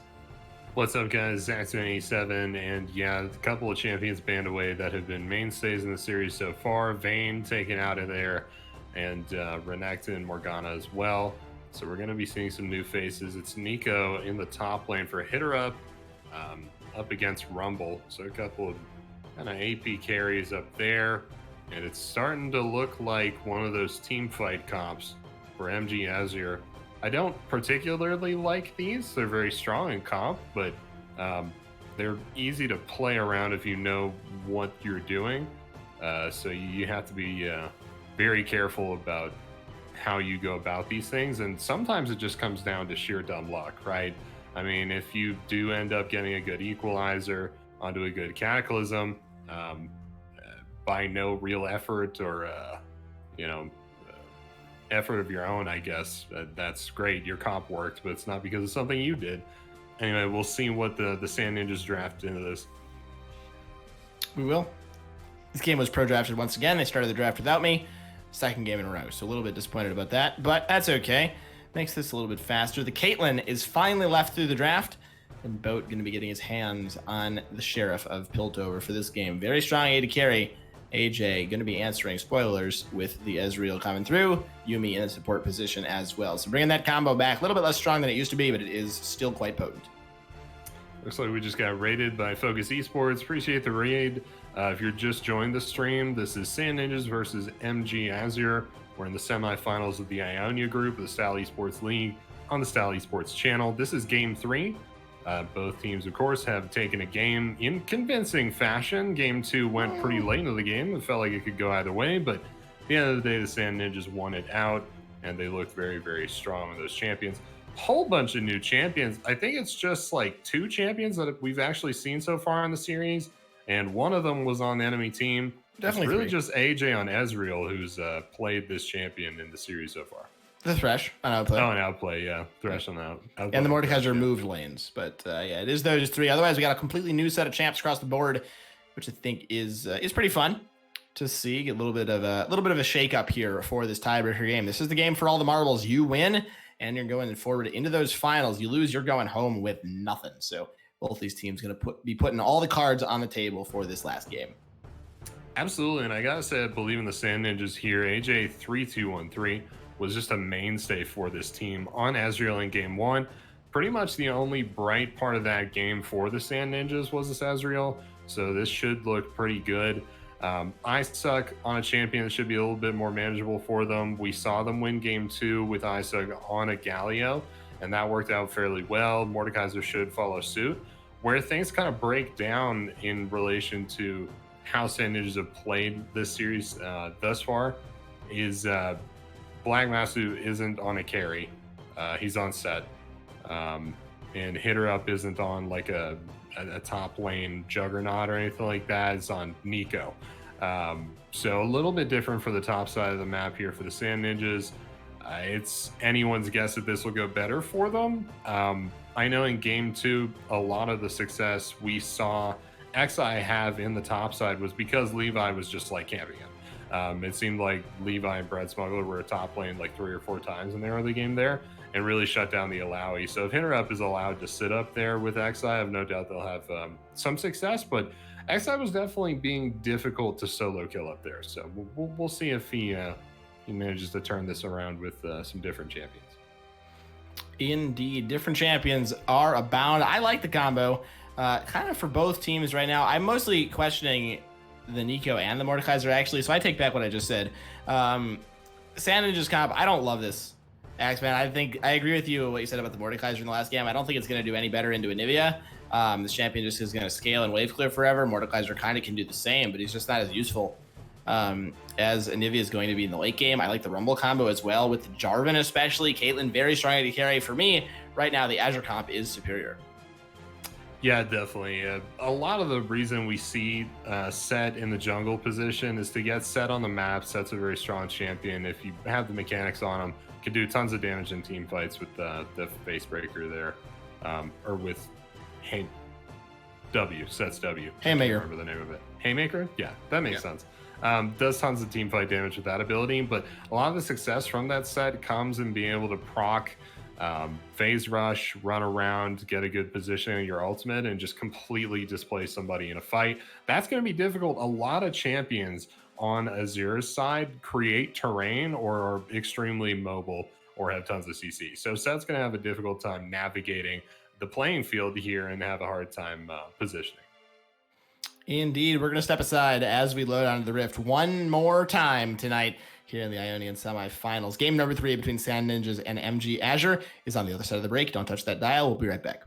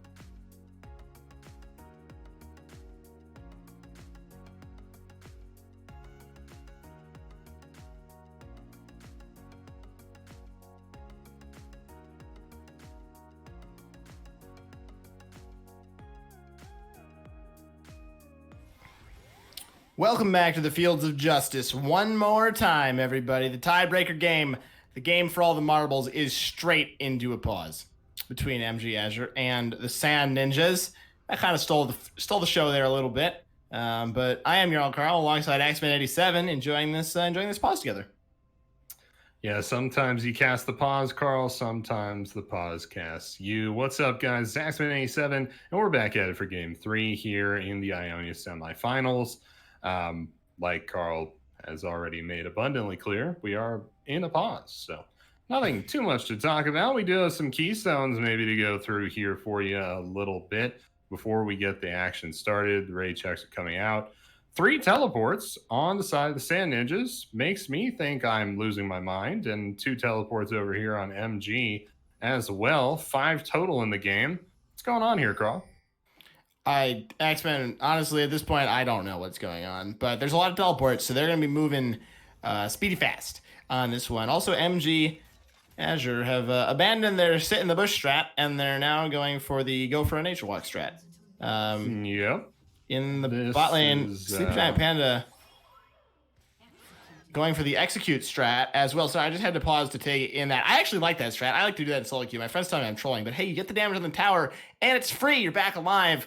We're going to have to move on from that one. AJ could be in trouble here. Outplay. Could be going for the hook, and nothing happens. Yeah, I actually don't take that award either, unfortunate. But see if they stick around for red. I think probably not. Yeah, they're going to be making their way out here now. Just looking for the kill. They don't really have a whole bunch of pressure there in terms of being able to take the objective. But yeah, this is going to be AJ just walking up with Black Master and taking their red buff real quick. There's that ward there, though, so I have a little bit of tracking onto the set jungle. But I think most people are aware of how I think this matchup goes. This is fairly J4 favored in my mind anyway at this level of play. Just better ganks, a little bit better objective control too to my mind, and clear speed's fairly good too. So I think it should be mostly the J4 show here, but you know, set's not like a bottom tier jungle or anything, I guess. I don't think he's awful. I also don't think he's that great, to be honest with you. Also, it is a Nico in the mid lane. Hitter up playing the mid lane position. I suck back to the top lane on the Mordekaiser for this game. So a little bit more standard that Champ Select. Just pulling a quick one on us on this one. Bot lane, I expect a little bit more aggression just because we have the Caitlyn down there. We're going to have to hold that thought. Facebreaker and the flash in the top lane. XI flashing away from the mace of I suck. Summoners traded. Yeah, at the end of the day, the jungler with the better ganks are literally the one who has more successful ganks. So I mean, if you're J4 and you're just taking this particular jungle pathing, which I guess is buff to buff, but with Gromp for level 3, you're not going to be able to get top lane as fast as Set, who literally takes red buff and walks top.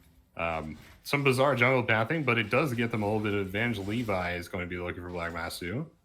Drops the flag a little preemptively there, but it kind of removes any chances of taking a further fight onto Black Masu. But Levi making the way top now.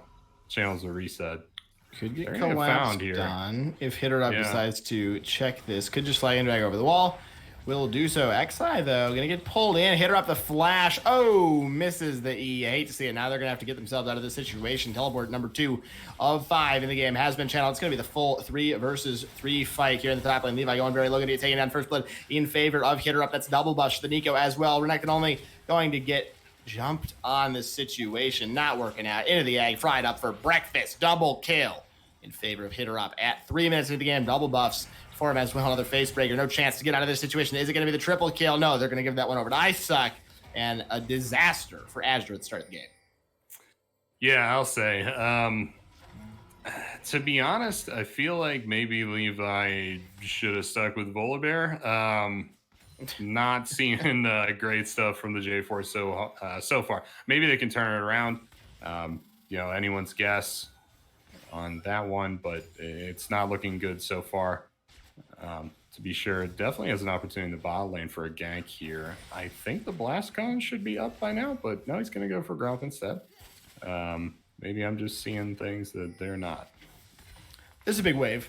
under the turret. You don't want to gank while that is shoved in. Of course, you're making the Caitlyn choose between the farm and the gank, and that is something no AD carry is going to be excited about. Just not ideal to go for. Now you definitely could. Hook, not going to quite land. Arcane Shift. Nice amount of respect there from AJ, willing to burn that mana to get away.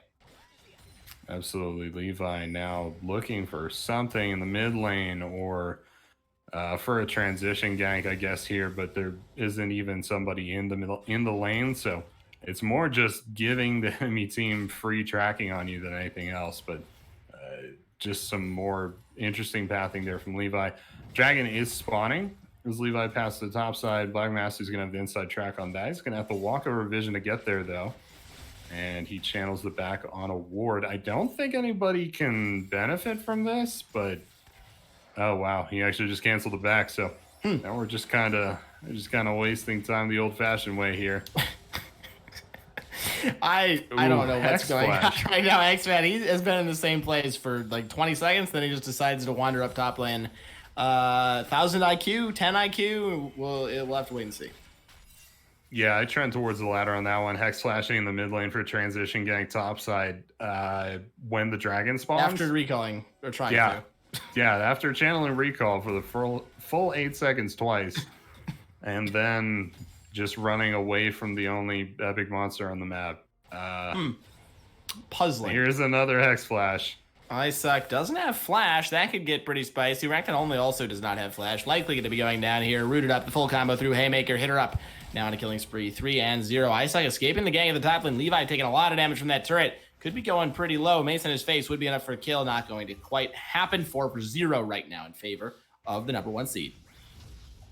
Yeah, so far. Ooh, teleport here from Hit Her Up. My goodness, the party. Pop Blossom. Playing Pop Blossom available. That's going to be the kill. Icesuck taking that one away or giving over to it. You could say on that one, the dive of the tower coming through. Black Masu on a Levi. Nice flag and try to get away. I think he will survive. Yeah, everybody going to be just fine after that play. But 5-0 now in favor of Sand Ninjas. They are looking to go for the reverse sweep in this best of 3. Yeah, and set ganks are all about positioning, and Black Master has just had some really, really solid positioning.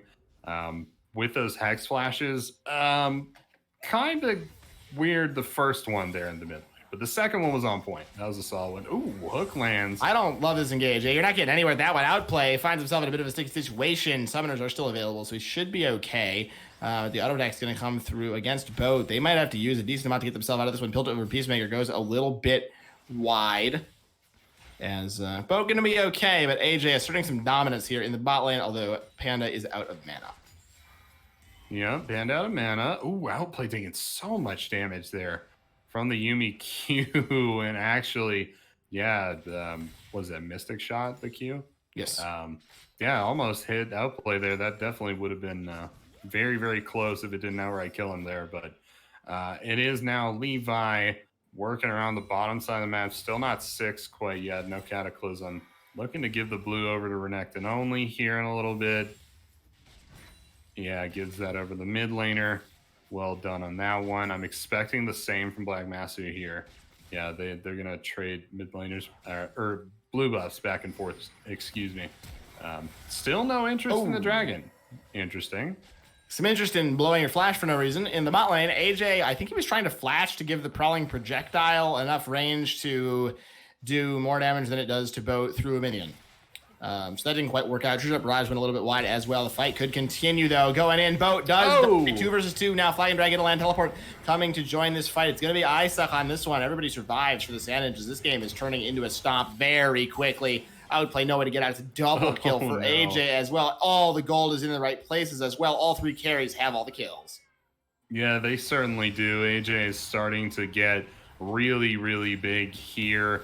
And yeah, I mean, you said the carries have all the kills. There's tons of supports from the support staff as well. And Black Master just soloed the dragon. I didn't even see that. That was so sneaky. So well played there. But yeah, no, this is going very Sand Ninja's favorite at the moment. To be honest, it's been strange seeing Renekton only go progressively further back as far as like carry champions go. Started off with Renekton, like huge 1v9 potential. Second game, Lucian. Okay, I mean, you could definitely carry on Lucian. He's an ADC, you know, so that's definitely a possible thing. Didn't end up doing too well on that. Now we're on Anivia. It kind of feels like we've been like going the wrong direction as far as mid laners go.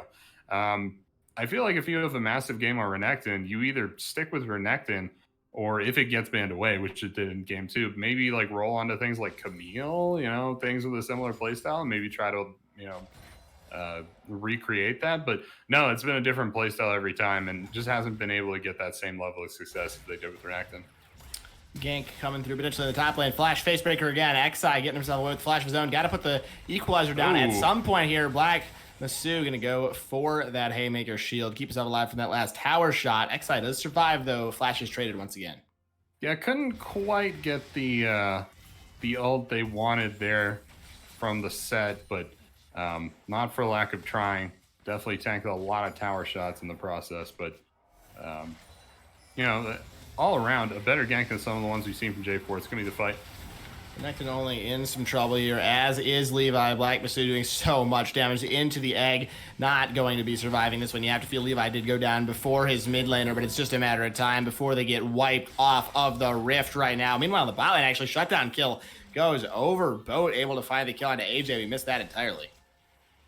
Yeah, and this is still a very dangerous bot lane, right? I mean, between the Thresh and the Caitlyn, there is a lot of potential here to lock down and just absolutely delete an ADC. Now, Azure is obviously very slippery, so that's not something we're seeing. Hook on that's the Yumi. Gonna be another kill. Sleepy Giant Panda. Oh, he's trading one back, though. Outplay dies to the tower. Yeah, and gets outplayed a little bit by the tower, but at least you're able to trade one back. At the end of the day, that is more kills onto Caitlyn, actually. Did Caitlyn pick up that kill? I believe they did. I don't think so. Okay, maybe not then. Because she got the shutdown kill. Yeah, she got the shutdown kill. That doesn't get the kill onto Yumi. So unfortunate there. That's really just kind of them trading back and forth. I guess Caitlyn gets the assist, which is worth something, but not necessarily the best trade that you might want. It is 27 more CS until that call is procced, and that'll give them a little bit of a gold spike there for Bo3. But, not much to look forward to. You can take a look at the individual gold between the two carries. It's a little bit favored for Caitlyn there. I feel like that might have been because they were clearing CS a little before while Ezreal's down. Now Ezreal's clearing that back. It's going to be the gang in the bot lane from Levi. Levi is here, has Flash, has Cataclysm available. You got to save the Arcane Shift until the Cataclysm comes through. There it is. Now you can shift out. Very nicely done. You got to hold that Cataclysm for a bit longer. Double teleport coming through straight onto a trap. Of course, Pop Blossom is available. Bo trying to get himself out, flashing away. Equalizer goes down to the back line.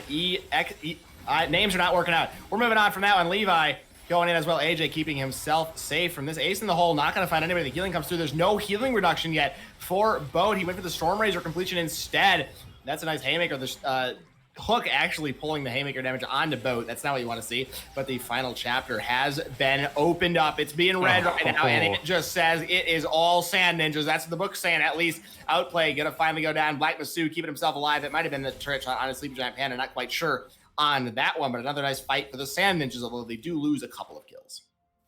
Yeah, lose a couple of kills there, but by and large, very positive result for them.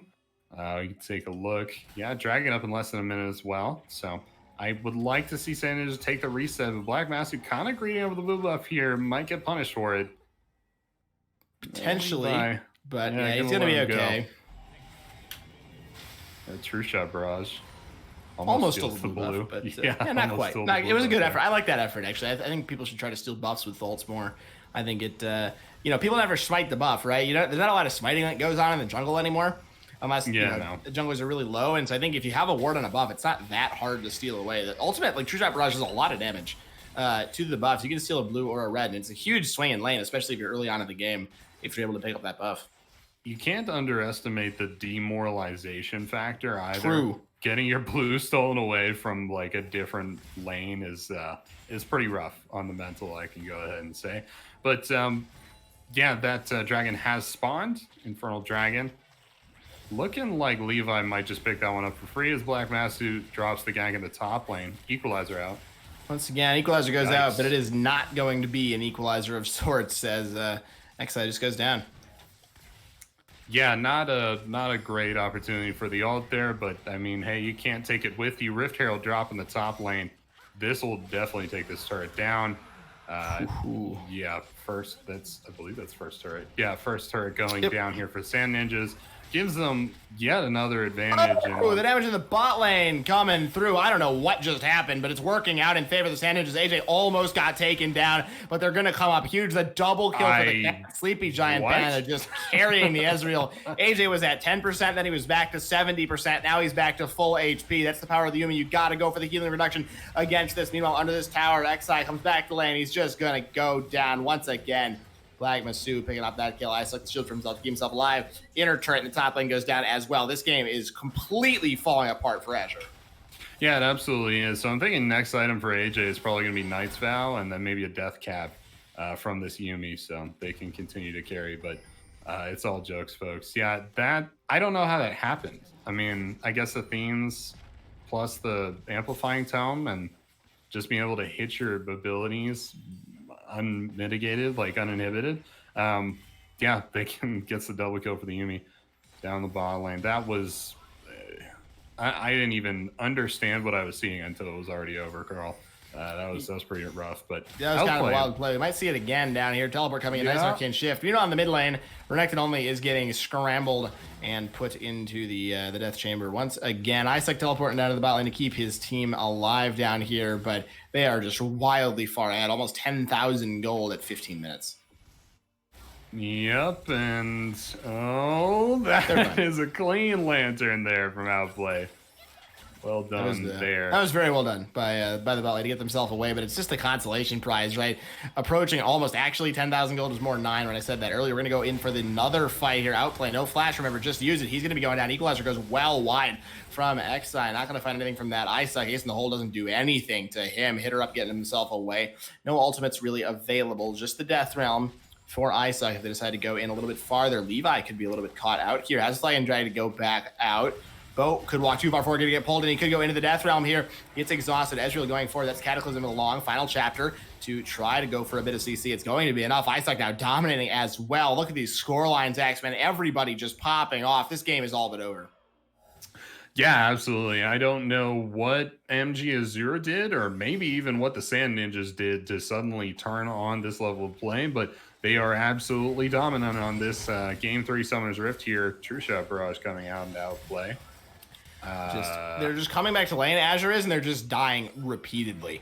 Every time they come back to lane, they're going down. Renekton only here to try to clear the wave, but this is now more than 10,000 gold. 17 minutes into the game, 23 kills to 3. Where was this team the rest of the day? Axeman, we had two very relatively close, kind of drawn-out games, and now this. Yeah, almost from thin air, it seems like Sand Ninjas are suddenly winning in every single lane. In fact, in everywhere but the bot lane, they're still deathless.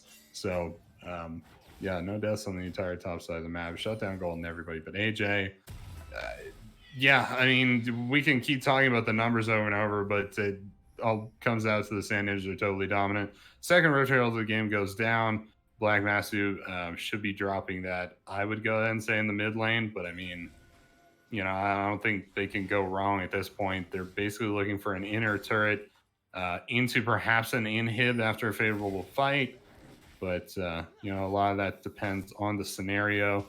Look at objectives here. A little over a minute till the first of the Cloud Drags comes up. I don't expect the Dragon Soul to be a huge factor in this game, as it will likely be over before 25, 30 minutes.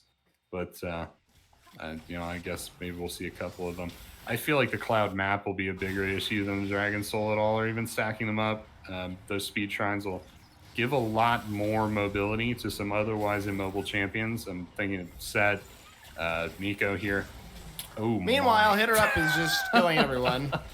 You said this game's not going to get... There's not going to be a Dragon Soul this game, X. This game's not going to last more than like a couple more minutes. You have to feel right now as Azure just getting run off the map. What more is there to say? Kenny didn't cast this fight. They're all dead. AJ picking up that kill. Black Masu finally going to go down, so that's a little bit unfortunate. Dies to the tower. And of course, Outplay picking up the kill. That's where you want the shutdown goal to be. Isaac could die here as well, actually. Shield onto him. last tower shot triumph going to keep him alive. They might continue the push. Actually, right now, they have the one cannon, and they might go for the end right now, Axeman. 19 minutes into the game, the Herald is still alive. It may get the charge off. No, it will not. Second Nexus tower is under fire. Will it go down? It does go down. They're onto the Nexus right now, as Sand Ninja is trying to completely flip the script on us right now. Renekton only going very low. They got to hit the Nexus, though, if they do want to win the game. That part's very important, folks. Can't stress that enough. AJ suddenly back to full HP. Welcome to Yumi, everybody. Hit her up, get themselves away. XI taking a lot of damage. Could be going down. This still easily could be the end of the game. There is so much damage on AJ, so much healing as well. You got to get away from that, though. He does not. Where's the heal? Oh, there's no mana. Oh, there actually is. He heals himself immediately after the Ezreal goes down. The game not quite over, but it is all but over. The fight is going to continue a little bit. Thresh goes down.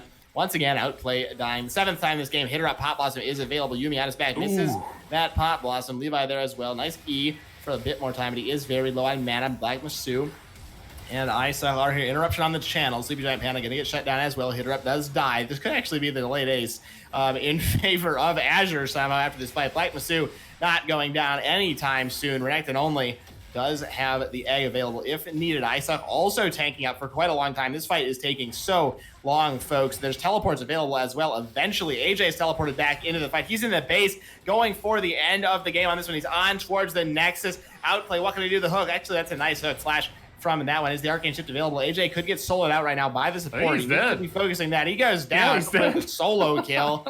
X-Man, what is happening right now? Black Masu is now on to the Nexus. Is he going to have the damage? I think he just might, but XI is back alive. Equalizer goes down, gets hooked out of the Equalizer. That's pretty exciting stuff. Haymakerville, another teleport is coming through. That's going to be Hitter up. This is just like Fnatic versus OMG right now. They're going in, but nobody's able to finish the job. A couple more auto attacks could come through. Pot Blossom going down. That is a ton. Just kill everybody. You can kill the Nexus off of that one. Hitter up. Oh, he's got a couple more auto attacks. One more is going to do it. That's the end of the series. The Sand Ninjas in dominating fashion take the series with the reverse sweep. Sometimes you just gotta bum rush the Nexus. I mean, when you have 3 teleports on your team, why not? Like, just go for it one by one, right? Not a clean game, but a very dominant one for sure. And hey, they destroyed the Nexus, and that's what it's all about, ladies and gentlemen. Sand Ninjas come away with the series here in the Ionia semifinals. Yeah, they advanced themselves to the finals in this group. Congratulations to them. And what a wild series. It started down 0-1, up 2-1, or it started up 1-0 inside of Azure, and then Sand Ninjas coming back, showing their tenacity, winning the series 2-1, definitely proving they are, kind of worth that first seed that they came into the day with. It looked grim for 1.5 games, but they really flipped the script at the end and came out with the W.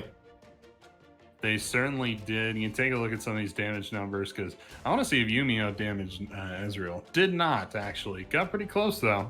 Not really. I guess 5,000 damage, the difference between them. But yeah, that was a high-damage Yumi, and I don't really know why. Yumi out-damaged J4, Anivia, Thresh. I think the game's just so short that there's not enough time for the other carries to really pull away. I mean, and I don't know if that's an excuse for J4, but... Well, he never really ganked. There wasn't a lot of ganking going on. And that's not a great excuse either. That's more like a J4, why didn't you gank?